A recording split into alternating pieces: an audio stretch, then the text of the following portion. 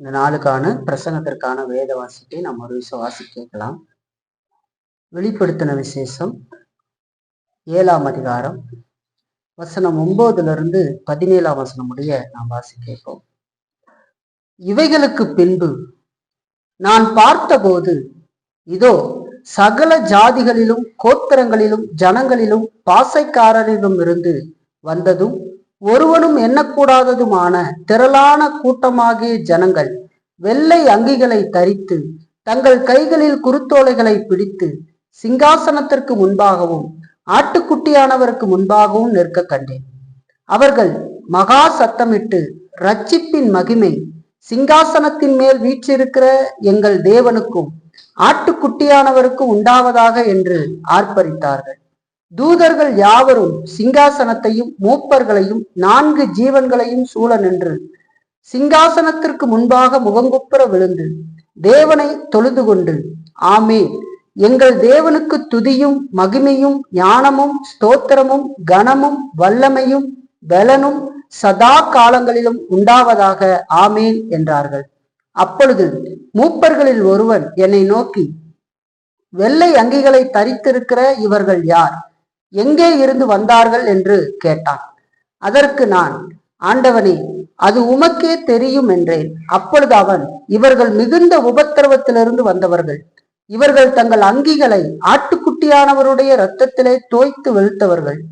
ஆனபடியால் இவர்கள் தேவனுடைய சிங்காசனத்திற்கு முன்பாக இருந்து இரவும் பகலும் அவருடைய ஆலயத்திலே அவரை சேவிக்கிறார்கள்.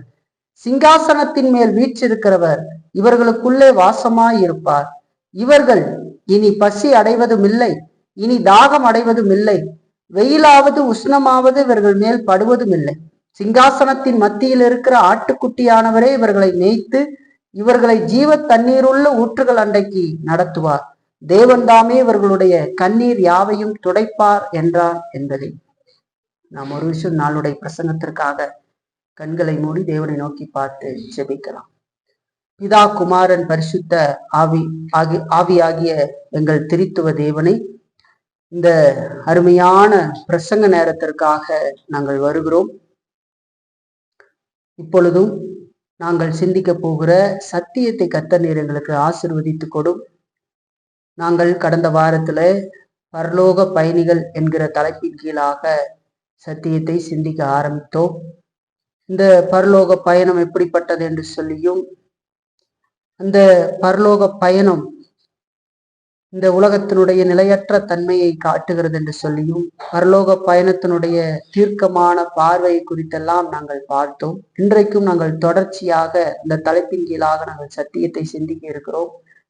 பரலோக பயணிகளாகி நாங்கள் எவ்வளவு கவனத்தோடு அந்த பயணத்தை மேற்கொள்ள வேண்டும் என்பதையெல்லாம் எங்களுக்கு நீர் காட்டி கொடுத்து உம்முடைய கிருபையினால வழிநடத்த வேண்டுமாய் நாங்கள் வேண்டுதல் செய்கிறோம். இன்றைக்கு அப்படி நாங்கள் சிந்திக்க போற சத்தியத்தின் மூலமாக நாங்கள் ஆறுதலையும் தேறுதலையும், அதே நேரத்துல எங்களுடைய குறைபாடுகளையும் நாங்கள் அறிந்து மனம் திரும்ப எல்லா விதமான கிருபையை எங்களுக்கு நீர் தந்து நடத்த வேண்டுமாய் நாங்கள் வேண்டுதல் செய்கிறோம். எங்களோடு கூட இரும். இந்த ஜெபத்தை இயேசு கிறிஸ்துவின் மூலமாக கேட்டு ஜெபிக்கிறோம் எங்கள் நல்ல பிதாவே.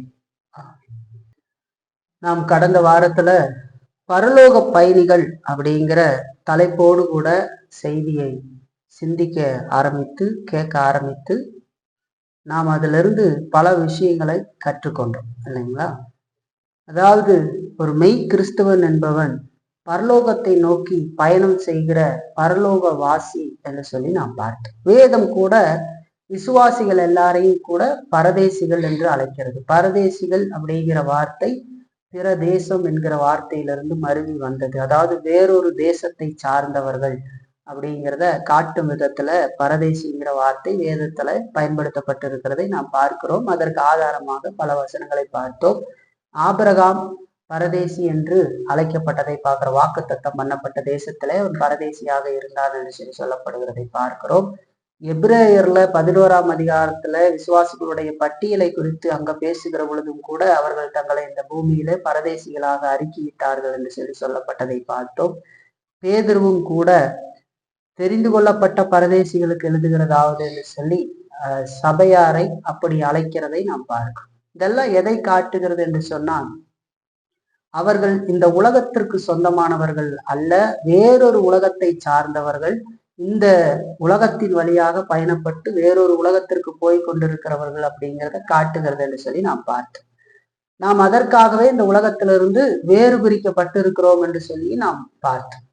இந்த உலகம் ஒரு பெரிய பயணிகள் விடுதி மாதிரி. அதிலே நாம் ஓரிரு நாட்கள் தங்கி இளைப்பாறுவோம். அதற்கு பின்பாக நம்முடைய வீடு நோக்கி போவோம். அந்த விடுதியின் மேலேயே நம்ம பிரியமா இருக்கிற மாதிரி அங்கேயே தங்கிட மாட்டோம் அப்படின்னு சொல்லி தாமஸ் வாட்சன் சொன்ன வார்த்தை கூட உங்களுக்கு சொன்னேன். நம்ம ஒரு ஹோட்டல்ல போய் வெளியூருக்கு போயிட்டு இருக்கிறோம், அங்க ஹோட்டல்ல தங்குறோம். அதுக்கப்புறம் அந்த பயணம் முடிஞ்சதுக்கு அப்புறம் நம்ம வீட்டுக்கு வந்துடும். அந்த ஹோட்டலே கதின்னு நம்ம கடக்க மாட்டோம். அதுபோல இந்த உலகம்ன்றது ஒரு பயணிகள் விடுதி மாதிரி. அதிலே நாம் ஓரிரு இரவுகளை கழிக்கலாமே தவிர நாம் அங்கேயே தங்கிவிட்டதை போல இந்த உலகமே எல்லாங்கிறது மாதிரி இருந்துடக்கூடாது. இந்த உலகத்துல நாம் வாழ வேண்டிய வாழ்க்கையை வாழ்ந்து ஆண்டவர் நியாயமாக அனுபவிக்கிறதற்கு அனுமதித்திருக்கிறதை அனுபவித்து பரிசுத்த சிந்தையோடு நாம் அவரை ஆராதித்து அவருக்குரிய வாழ்க்கையை வாழ்ந்து நாம் பரலோகத்தை நோக்கி பயணம் பண்ணுகிறவர்கள் அப்படிங்கிற ஒரு புரிதலோடு இருக்க வேண்டும் என்று சொல்லி நாம் பார்த்தோம் இல்லைங்களா. அப்ப வேதம் பரதேசிகள் என்று சொல்லி சொல்லுவார் இல்லைங்களா. அப்ப கடந்த வாரத்துல இந்த பரலோக பயணம் எப்படிப்பட்டது அப்படிங்கிறத நம்ம சிந்திச்சோம். எல்லாரும் நாங்கள் பரலோகத்தை நோக்கி பயணம் பண்ணுகிறவர்கள் கிறிஸ்துவர்கள் என்று சொல்லுகிற பொழுது இந்த பரலோக பயணம் அப்படிங்கிறது எப்படிப்பட்டதானது அப்படிங்கிறத நம்ம தெரிஞ்சு வச்சுக்கணுங்கிறத நம்ம பார்த்து கடந்த வாரத்துல நம்ம 3 காரியங்களை பார்த்தோம். பரலோக பயணம் அப்படிங்கிறது ஒரு விடாமுயற்சியான பயணம் இல்லைங்களா. அந்த பயணங்கிறது பல ஒரு உற்சாகம் நிறைந்த பயணம், அதாவது எக்ஸைட்மெண்ட் இருக்கிற பயணம், ஒரு சாகசம் நிறைந்த பயணம் போல. அடுத்தது என்ன நிகழும் என்பது நமக்கு தெரியாது. நீதிமொழிகள்ல சொல்ற மாதிரி நாளைய தினம் என்னத்தை கொண்டு வரும் என்பது நமக்கு தெரியாது இல்லைங்களா. அப்போ ஒவ்வொரு நாளும் நமக்கு ஒரு ஆச்சரியங்கள் காத்திருக்கிறதை நாம் பார்க்கிறோம் இல்லைங்களா. ஒரு ஆச்சரியங்கள் இருக்கிறது, என்ன நடக்கும்னு தெரியாது. ஆனா ஒன்று நமக்கு தெரியும், ஆண்டவருடைய சித்தம் இல்லாமல் எதுவும் நம்முடைய வாழ்க்கையில் நிகழாது அப்படிங்கிறது நமக்கு தெரியும் இல்லைங்களா. அதை நாம் அறிந்திருக்கிறோம்.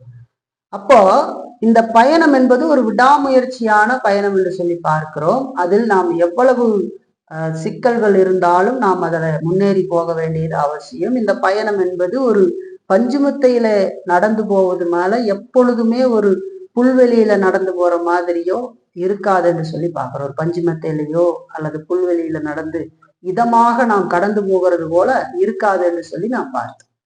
இந்த பயணம் சில நேரங்கள்ல கரடுமுரடான பாதைகளாக இருக்கும், சில நேரங்கள்ல மேடான இடங்கள்ல ஏற வேண்டியது இருக்கும், சில நேரங்கள்ல ரொம்ப சருகலான இடத்துல நாம் இறங்குகிறதை போல இருக்கும், சில நேரங்கள்ல பயங்கர காரிருள் சூழ்ந்தது போல இருக்கும், சில நேரங்கள்ல நாம் சமாதானமான அந்த ஒரு சூழலை அனுபவிக்கிறவர்களாக இருப்போம். இப்படி பலவிதமான சூழல்கள் நிறைந்து நாம் கடந்து போய் கொண்டு இருக்கிறோம். இந்த உலகத்துல எப்பொழுதுமே நாம் ஒரு சாதகமான சூழ்நிலையைத்தான் நாம் அனுபவிப்போம் என்று அல்ல இல்லைங்களா. சில நேரங்கள்ல மரண இருளின் பள்ளத்தாக்கை போல இருக்கிற நிகழ்வுகளும் நம்முடைய வாழ்க்கையில வந்துவிடும். ஆனால் எந்த விதமான சூழ்நிலைகளாக இருந்தாலும் நாம் ஆண்டவர்ல தங்கி இருந்து ஆண்டவருடைய வேதத்துக்கு கீழ்ப்பட்டு பரிசுத்த ஆவியின் துணையோடு நாம் விடாமுயற்சியோடு இந்த பயணத்தை நேர்வழியிலே மேற்கொள்ள வேண்டும் என்று சொல்லி நாம் பார்க்கிறோம். நேர்வழி என்று சொல்லுகிற பொழுது கடவுள் காட்டி கொடுக்கிற வழி, வேதத்தின் அடிப்படையிலான வழி. வேறு விதத்துல நம்முடைய சிந்தைக்கும் உலக சிந்தைக்கும் ஒப்பு கொடுத்து நாம் இந்த பாதையில என்னால நடக்க முடியாது, இது ரொம்ப கஷ்டமா இருக்கு, நான் வேறு பாதையில பயணிக்கிறேன்னு சொன்னா அது சரியான பாதை அல்ல. அது நம்மை கொண்டு போய் வேறொரு வழிக்கு திருப்பி ஒரு இல்லாமல் கூட ஆக்கிவிடும். அந்த பாதையில போகிறவர்களுடைய முடிவெல்லாம் பார்த்தீங்கன்னா பலர் ரசிக்கப்படாதவர்களா இருந்து இல்லாம போயிடுவாங்க. சிலர் அந்த பாதைக்கு போய் அநேக துன்பங்களை அனுபவித்து திரும்ப ரிவர்ஸ்ல அந்த பாதைக்கு திரும்புவாங்க. அது ரொம்ப கஷ்டமான ஒரு சூழலா இருக்கும். போகும்போது அந்த பாதை தவறான பாதை, ஈஸியாக போயிடுவாங்க. திரும்பி வர்றதுன்றது அவ்வளவு ஈஸி இல்லை இல்லைங்களா. அது ரொம்ப கஷ்டமானதாக ரொம்ப மோசமானதாக இருக்கும் இல்லைங்களா. அப்படி பல சாகசங்கள் பல சிக்கல்கள் நிறைந்ததாக இந்த பயணம் இருக்கும். ஆனாலும் நாம் விடாமுயற்சியோடு அந்த பயணத்தை மேற்கொள்ள வேண்டும் என்று சொல்லி பார்க்கணும். அதற்கான பலத்தை கொடுக்கிறவர் தேவன் என்று சொல்லி நாம் பார்க்கிறோம் இல்லைங்களா. ரட்சிப்பை தொடங்கினவர் அவர், முடிக்கிறவரும் அவர் தான் இல்லைங்களா. நம்முடைய சூழ்நிலைகளை பார்த்து நாம் சோர்ந்து போயிடக்கூடாது. ரட்சிப்புங்கிறது நம்முடைய முயற்சியினால் கிடைத்ததல்ல, அது கிருபையினால் கிடைத்தது. அதே கிருபை நம்மை நித்தியம் நோக்கி நடத்தும் எல்லா சூழ்நிலையிலும் அப்படிங்கிறது நமக்கு தெரிஞ்சிருக்கும் இல்லைங்களா. அதை நம்ம எப்பவுமே ஞாபகத்துல வைத்துக் கொள்ள வேண்டும் இல்லைங்களா. இப்ப ரெண்டாவது நம்ம பார்த்தோம், நம்முடைய இந்த பயணங்கிறது, பரலோக பயணங்கிறது இந்த உலக வாழ்க்கையினுடைய நிலையற்ற தன்மையை வெளிப்படுத்துகிறது என்று சொல்லி பார்த்தோம். ஒரு பயணம் நாம் புறப்படுகிற பொழுது அது எதை காட்டுகிறதுனா, இந்த உலகம் ஒரு நிலையற்றது, இது என்றென்றைக்கும் நிலைத்திருக்க போகிறது அல்ல அப்படிங்கிறத நம்முடைய பயணம் வெளிப்படுத்துகிறது இல்லைங்களா. அப்போ இந்த உலகம் அப்படிங்கிறது ஒரு குறிப்பிட்ட காலத்திற்கு இருக்க போகிறது. அதற்கு மேல் நம்ம இந்த உலகத்தை விட்டு கடந்து போக வேண்டியது இருக்கும். நம்முடைய வாழ்க்கையிலே நம்ம வாழ்ந்து முடிப்போம், அல்லது இயேசு கிறிஸ்துவின் வருகை வந்தாலும் இந்த உலகம் அழிக்கப்படும் என்று சொல்லி நாம் பார்க்கிறோம் இல்லைங்களா. அப்ப நம்மளுடைய புறப்படுதல் இந்த உலக வாழ்க்கையினுடைய நிலையற்ற தன்மையை நமக்கு காட்டுகிறது என்று சொல்லி வெளிப்படுத்துகிறது. மூணாவது, இந்த பரலோக பயணத்தின் இலக்கை குறித்த ஒரு தீர்க்கமான பார்வை இருக்கு அப்படின்னு சொல்லி பார்க்கணும் விசுவாசிகளுக்கு. ஏன்னா நமக்கு தெரியும், நம்ம இந்த உலக வாழ்க்கையில வாழ்ந்து ஒரு நாள் நித்தியத்துக்கு போக போகிறோம்னு தெரியும். ஆனா உலக மனிதனுக்கு அந்த விதமான எந்த தீர்க்கமான பார்வையும் இல்லை. ஆகவே அவனுடைய வாழ்க்கை என்பது ஒரு தள்ளாடுகிற வாழ்க்கை, ஒரு இலக்கு இல்லாத வாழ்க்கை. எதை நோக்கி அவன் பயணப்பட்டு கொண்டிருக்கிறான் அப்படிங்கிறதே தெரியாது இல்லைங்களா. தெரியாது. இன்றைக்கு இதை பண்ணி கொண்டிருப்பான், நாளைக்கு அதை பண்ணுவான். அப்படி அவன் முடிந்து வந்து பார்க்கிற பொழுது உலக மனிதர்கிட்ட நம்ம கேட்டோம் அப்படின்னு சொன்னா, என்ன வாழ்க்கை வாழ்ந்தாங்க, எல்லாம் வாழ்ந்தாச்சு, முடிஞ்சிருச்சு அப்படின்னு சொல்லுவாங்க. பெருசா என்ன வாழ்ந்தேன், எது எதுக்கோ ஓடிக்கிட்டு இருந்தோம், ஆனா இப்ப வயசாயிடுச்சு, அவ்வளவுதான், முடிஞ்சிருச்சுன்னு. ஏன்னா அவனுக்கு இலக்கு கிடையாது. ஆனா ஒரு கிறிஸ்துவனுக்கு இலக்கு உண்டு. அவன் வாழ்ந்து முடிக்க முடிக்க அவனுடைய வயது கூட கூட அவனுக்கு தெரியும், இன்னும் கொஞ்ச நாள்ல நம்ம என்றென்றைக்கும் ஆண்டவரோடு வாழ போகிறோம்னு சொல்லி.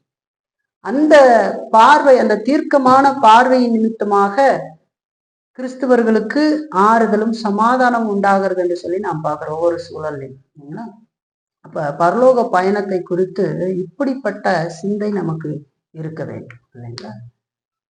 அதெல்லாம் நம்ம கடந்த வாரத்துல பார்த்து, நீங்கள் பரலோக பயணிதானா அப்படின்னு ஒரு கேள்வியை கூட கேட்டு பார்த்து நம்ம ஒரு பயன்பாடா எடுத்து அதை முடிச்சோம் இல்லைங்களா. இன்னைக்கு நம்ம என்ன பார்க்க போறோம் அப்படின்னு சொன்னா, இந்த பரலோக பயணத்தை குறித்து ஒரு 2 காரியத்தை நம்ம இன்னைக்கு பார்க்க போறோம். அது என்னன்னு சொன்னா, நாம் பயணம் மேற்கொள்ளுகிற இந்த பரலோகத்தை குறித்து நம்முடைய சிந்தை எப்படி இருக்கிறது. நாம் மேற்கொண்டு இருக்கிறோம், ஒரு பயணத்தை மேற்கொண்டு இருக்கிறோம், நாம் பயணப்பட்டு போயிட்டு இருக்கோம். அந்த பரலோகத்தை அடைவதுதான் இலக்காக நாம் போய்கொண்டு இருக்கிறோம். அந்த பரலோகத்தை குறித்து நம்முடைய சிந்தை எப்படி இருக்கிறது, அதை குறித்து நம்முடைய எண்ணம் எப்படி இருக்கிறது, அதை நம்ம எப்படியாக பார்க்கிறோம் அப்படிங்கிறது எல்லாம் நம்ம பார்க்க போறோம். முதலாவது காரியமா அதை பார்ப்போம். ரெண்டாவது, நாம் அப்படி அந்த பரலோகத்தை குறித்து அதிகமாக சிந்திக்கிற பொழுது நாம் என்ன விதமான ஆதாயத்தை அடைகிறோம் அப்படிங்கிறது பார்க்கணும். ஒன்று, பரலோகத்தை குறித்து நம்முடைய சிந்தை எப்படி இருக்கிறது, நாம் மேற்கொண்டு இருக்கிற அந்த பயணத்தினுடைய முடிவாக இருக்கிற அந்த பரலோகத்தை குறித்து நம்முடைய சிந்தை எப்படி இருக்கிறது என்று சொல்லியும், அப்படி அந்த பரலோகத்தை குறித்து நாம் அதிகமாக சிந்திக்கிற பொழுது நாம் அடைகிற ஆதாயம் என்ன அப்படிங்கிறதையும் குறித்து நாம் ஒரு 2 காரியமாக இதை நாம இன்றைக்கு பார்க்க போகிறோம் சரிங்களா. அப்படி பார்த்து நம்மை நாமே சீர்தூக்கி பார்த்து நம்முடைய நிலை எப்படி இருக்குதுன்னு சிந்தித்து கடவுளுடைய கிருபையோடு கூட நாம சில பயன்பாடுகளை எடுத்துக்கொள்ளலாம் இல்லைங்களா. சரி, முதலாவது நாம் பார்க்கிறது, பரலோகத்தை குறித்து நாம் அதிகம் சிந்திக்காமல் இருப்பதற்கு காரணம் என்ன அப்படின்னு கேள்வியோட பார்ப்போம். பரலோகத்தை குறித்து நாம் அதிகம் சிந்திக்காமல் இருப்பதற்கான காரணம் என்ன, அதாவது நாம் என்றென்றைக்கும் நித்தியமாக ஆண்டவரோடு வாழப்போகிற அந்த பரலோகத்தை குறித்து நாம் அதிகம் சிந்திக்காமல் இருப்பதற்கான காரணம் என்ன அப்படிங்கிறத நாம் பார்க்கணும். இது இப்படி சொல்லணும்னா இப்படி சொல்லலாம். எப்படின்னு கேட்டீங்கன்னா, எல்லாரும் எங்க போறோம் அப்படின்னு சொன்னா பரலோகத்துக்கு போறோம்னு சொல்லுவோம், ஆண்டவரோடு இருக்க போறோம். ஏன் ரட்சிக்கப்பட்டோம் அப்படின்னா, பாவத்திலிருந்து கடவுள் நம்மளை மீட்டிருக்கிறார், ஒரு நாள் நித்தியத்துக்கு நம்மளை கொண்டு போய் சேர்த்த போகிறார்னு சொல்லுவோம். ஆனா பரலோகத்தை குறித்து நாம் அதிகம் சிந்திக்காமல் இருப்பதற்கு காரணம் என்ன? உதாரணத்துக்கு பரலோகத்தை குறித்து நீங்கள் இந்த வாரத்துல எத்தனை முறை சிந்தித்திருக்கிறீர்கள் அப்படின்னு ஒரு கேள்வி கேட்டா உங்களால சரியான நேர்மையான பதிலை சொல்ல முடியுமா? நம்ம பரலோக பயணிகள்னு செய்தி கேட்டுட்டு இந்த வாரத்துல அந்த மகிமையான பரலோகத்தை குறித்து நீங்கள் எத்தனை பேர் சிந்தித்து பார்த்தீர்கள்? என்ன சிந்தித்தீர்கள்? சரி, இன்றைக்கு நாம் வருகிறோமே, இன்றைக்கு காலையில எந்திரித்து அந்த பரலோகத்தை குறித்து என்ன விதமான சிந்தையை கொண்டிருந்தீர்கள்? கேள்வி கேட்டு பாருங்க. உள்ள அதிகமான பேர் பரலோகத்தை குறித்து சிந்தித்திருக்கவே மாட்டேங்க. இந்த வாரம் முழுக்க எதையும் குறித்து சிந்திக்க மாட்டேங்க. அதற்கு காரணம் என்ன தெரியுமா? அதுக்கு காரணம் நாம் அதிகமாக இந்த உலக வாழ்க்கையில் கட்டப்பட்டிருப்பதுதான், இல்லைங்களா? இந்த உலக வாழ்க்கையில நாம் கட்டப்பட்டிருக்கிறோம், அதிகமாக கட்டப்பட்டிருக்கிறோம். அதனால பரலோகத்தை குறித்து நாம் அடிக்கடி சிந்தித்து பார்ப்பதில்லை, அல்லது அதிகமாக சிந்தித்து பார்ப்பதில்லை. இந்த உலகத்துல நாம் வாழுகிறோம். இந்த உலகமே எல்லாம் போல நாம் வாழக்கூடாது, இல்லைங்களா? ஏன் நம்ம அப்படி சிந்திக்காம இருக்கிறோம்? அதுக்கு காரணம் என்ன அப்படின்னா, அதுக்கு காரணம் நாம் இந்த உலக வாழ்க்கையில் கட்டப்பட்டு இருக்கிறோம் அப்படிங்கிறது தான், இல்லைங்களா? இந்த உலகமே எல்லாம் போல வாழ்ந்து கொண்டு இருக்கிறது தான் அதுக்கு காரணம் என்று சொல்லி நாம் பார்க்கிறோம். எதை சாப்பிட்றது, எதை உடுத்துறது, எங்க தங்கறது, இதுதான் ஒவ்வொரு நாளினுடைய சிந்தனையாக இருக்கிறது, இல்லைங்களா? அதிக ஆர்வம் ஒரு சாப்பாடு சாப்பிடுவதுல அதிக ஆர்வம். இந்த இதுதான் நான் சாப்பிடுவேன், இதுதான் எனக்கு பிடிக்கும், இதுதான் எனக்கு துணி வாங்கினா இதுதான் எனக்கு பிடிக்கும், அதுதான் பிடிக்கும், அப்படித்தான் படிப்பேன். சிந்தனை, பயங்கர சிந்தனை. ஒரு இடம் வாங்கணும், வீடு கட்டணும், காரு வாங்கணும், பலவிதமான சிந்தனைகள் மனிதனுக்கு, இல்லைங்களா? அப்படி இந்த உலகத்துல அவன் கட்டப்பட்டு இருக்கிறான். உலக சிந்தனைகள்னால, உலகத்தினாலே கட்டப்பட்டு இருக்கிறான். இந்த உலக வாழ்க்கையில கட்டப்பட்டு இருக்கிறான்.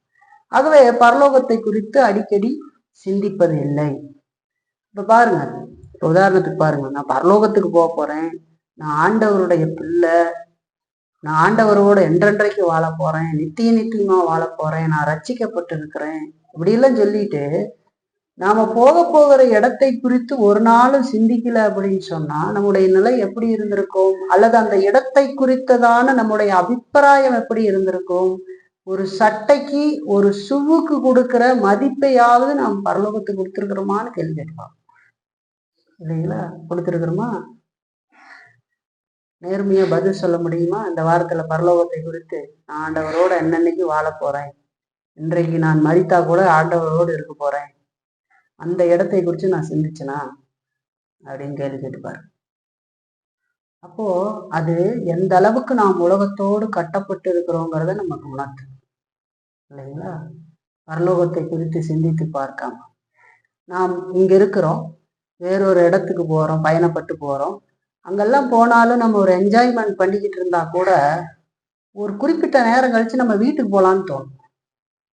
ரொம்ப நேரம் ஆயிடுச்சு அப்படின்னு தோணும். ஒரு 3 நாள் 4 நாள் பயணம் போயிடுறோம். அங்கே போன இடத்துல நம்ம ஒரு என்ஜாய்மெண்ட் பண்ணிட்டு அதுக்கப்புறம் அது கொஞ்சம் போர் அடிக்கிற மாதிரி ஆகும். உடனே நம்ம என்ன பண்ணுவோம், வீட்டுக்கு போகலாமே இங்கேயே இருந்து அப்படி 4 நாள் தேவையில்லாமல் அங்கே ஏதாவது ஃபேமிலியாக போயிட்டா, டூருக்கு இது போயிட்டா, இல்லை 5 நாள் போயிட்டா அந்த இடத்தையெல்லாம் சுற்றி பார்க்குறாங்க, அங்கே இருக்கிற எல்லாத்தையும் சுற்றி பார்க்குறாங்க. சரி, மால் இருக்குது, கடற்கரை இருக்குது, எதேதோ இருக்குது, எல்லாம் சுற்றி பார்க்குறாங்க. சுற்றி பார்த்து முடித்ததுக்கு அப்புறம் ஒரு சோர்வு வரும். எல்லாம் பார்த்துருக்குறோம், நீ நம்ம வீட்டுக்கு போகலாம், எவ்வளோ நாள் இங்கேயே இருக்கிறது அப்படின்னு ஒரு யோசனை வரும், இல்லைங்களா? வீட்டை குறித்து நினைவு வரும். ஏன்? அதுதான் என்னுடைய சொந்தம், இது என்னுடைய இது அல்ல. நான் இங்கே கொஞ்ச நாள் இருக்கிறதுக்காக வந்தோம், எல்லாம் பார்க்க வந்தோம், முடிஞ்சு போச்சு, நம்மளால இங்கே இருக்க முடியாது, நம்ம வீட்டுக்கு போகலாம் அப்படின்னு தோணும். நம்ம எங்க இருந்தாலும் அந்த சிந்தனை இருக்கும். எங்க இருந்தாலும் பல சிந்தனைகள் ஏற்படும். வீட்டை குறித்ததான சிந்தனை, நம்முடைய இந்த உலகத்துல வீட்டை குறித்ததான சிந்தனை இருக்கும். ஏதாவது யாராவது வந்திருப்பாங்களா, போஸ்ட் வீடு வந்திருக்குமா, இல்ல அப்படி பலவிதமான சிந்தனைகள் இருக்கும், இல்லைங்களா? நம்ம ஒரு பொருளை வச்சுட்டு வந்தோமே, அது நேரம் கெட்டு போயிருக்குமா, இல்லை நல்லா இருக்குமா, இப்படி ஏதாவது ஒன்று வீட்டை குறித்து நம்ம எங்க இருந்தாலும் சிந்தித்து கொண்டு இருப்போம். ஏன் அப்படின்னு சொன்னா அது நம்முடைய வீடு, அந்த வீட்டோடு நம்முடைய கனெக்ட் இருக்கு, இல்லைங்களா? அப்ப நான் பரலோகத்துக்குரியவன், ஆண்டருடைய பிள்ளைன்னு சொன்னா நாம் பரலோகத்தை குறித்து எந்த அளவுக்கு சிந்திக்கிறோம் அப்படின்னு கேள்விப்பட்டோம். நாம் பரலோகத்தை குறித்து சிந்திக்காததற்கு காரணம் நாம் இந்த உலக வாழ்க்கையில் கட்டப்பட்டு இருப்பதுதான் அப்படிங்கிறத நம்ம தெரிஞ்சுக்கணும் இல்லைங்களா? அப்படி உலக வாழ்க்கையில கட்டப்பட்டு இருக்கிறதுனாலதான் அந்த விதமான சிந்தனையே இல்லை. என்னால தைரியமா சொல்ல முடியும், உங்கள சிலர் பரலோகத்தை குறித்து இம்மி அளவு கூட இந்த வாரத்துல சிந்தித்திருக்க மாட்டேன். ஒரு இம்மி அளவு. ஏன் தெரியுங்களா? நம்முடைய நிலையை காட்டுது. நம்ம எந்த அளவுக்கு ஆண்டவரோட இருக்கிறோம், அதை எதிர்பார்க்கிறோம் அப்படிங்கிறது குறிச்சு இல்லைங்களா? பாருங்க, ஒரு சில மனிதர்களை நம்ம அதுக்கு உதாரணமா பார்க்கலாம். நம்ம அடிக்கடி பார்த்த வசன பகுதிகள் தான் பாருங்களேன். மத்தேயு எழுதின சுவிசேஷத்துல 19ஆம் அதிகாரத்தை நம்ம எடுத்துக்கிட்டோம்னா அதுல 16ல இருந்து 22ஆம் வசனம் வரைக்கும் ஒரு பணக்கார வாலிபனை பற்றி சொல்லப்படுகிறது. அந்த பணக்கார வாலிபன் இயேசுவினிடத்துல வந்து நித்திய ஜீவனை அடைவதற்கு நான் எந்த நன்மையை செய்ய வேண்டும் என்று சொல்லி கேட்கிறார் இல்லைங்களா? அந்த வாலிபன் கேட்கிறார். அதற்கு இயேசு சொல்லிடுறாரு, நீ போய் அந்த 10 கட்டளையை பின்பற்றுங்கிறத சொல்றார் இல்லைங்களா? கொலை செய்யாதிருப்பாயாக, விபச்சாரம் செய்யாதிருப்பாயாக, களவு செய்யாதிருப்பாயாக, பொய் சாட்சி சொல்லாதிருப்பாயாக, தகப்பனையும் தாயையும் கனம் பண்ணுவாயாக, நீ உன்னிடத்தில் அன்பு கூறுவது போல பிறனிடத்திலும் அன்பு கூறுவாயாக, அப்படியெல்லாம் சொல்றார். அதை கேட்ட அந்த வாலிபன் சொல்றான், இதெல்லாம் என்னுடைய சிறு வயது முதல் நான் கை கொண்டு இருக்கிறேன், இன்னும் என்னிடத்துல ஏதாவது குறை இருக்கிறதா அப்படின்னு கேசு சொல்றாரு, நீ பூர்ண சர்க்குணனா இருக்க விரும்பினா நீ போய் உனக்கு உண்டானதை எல்லாம் விற்று தரித்திருக்க கூடு, அப்பொழுது பரலோகத்திலே உனக்கு பொக்கிஷம் உண்டாயிருக்கும், பின்பு என்னை பின்பற்றி வா அப்படின்னு சொன்ன இல்லைங்களா? இப்ப நித்திய ஜீவனை அடைவதற்கு நான் என்ன செய்ய வேண்டும்னு கேட்கிறான். முயற்சி பண்ணி வர்றதுக்கு பாக்குறான். ஆண்டவர் கட்டளை சொல்றாரு, அதெல்லாம் நான் சிறு வயது முதல் கை கொண்டு வரேன் அப்படின்னு சொல்றார். ஆண்டவர் சொல்றாரு, அதுக்கு உன்னுடைய ஆஸ்தி எல்லாம் நீ வித்து தரித்திரருக்கு கொடுத்துரு, பணத்தை எல்லாம் சொல்ற.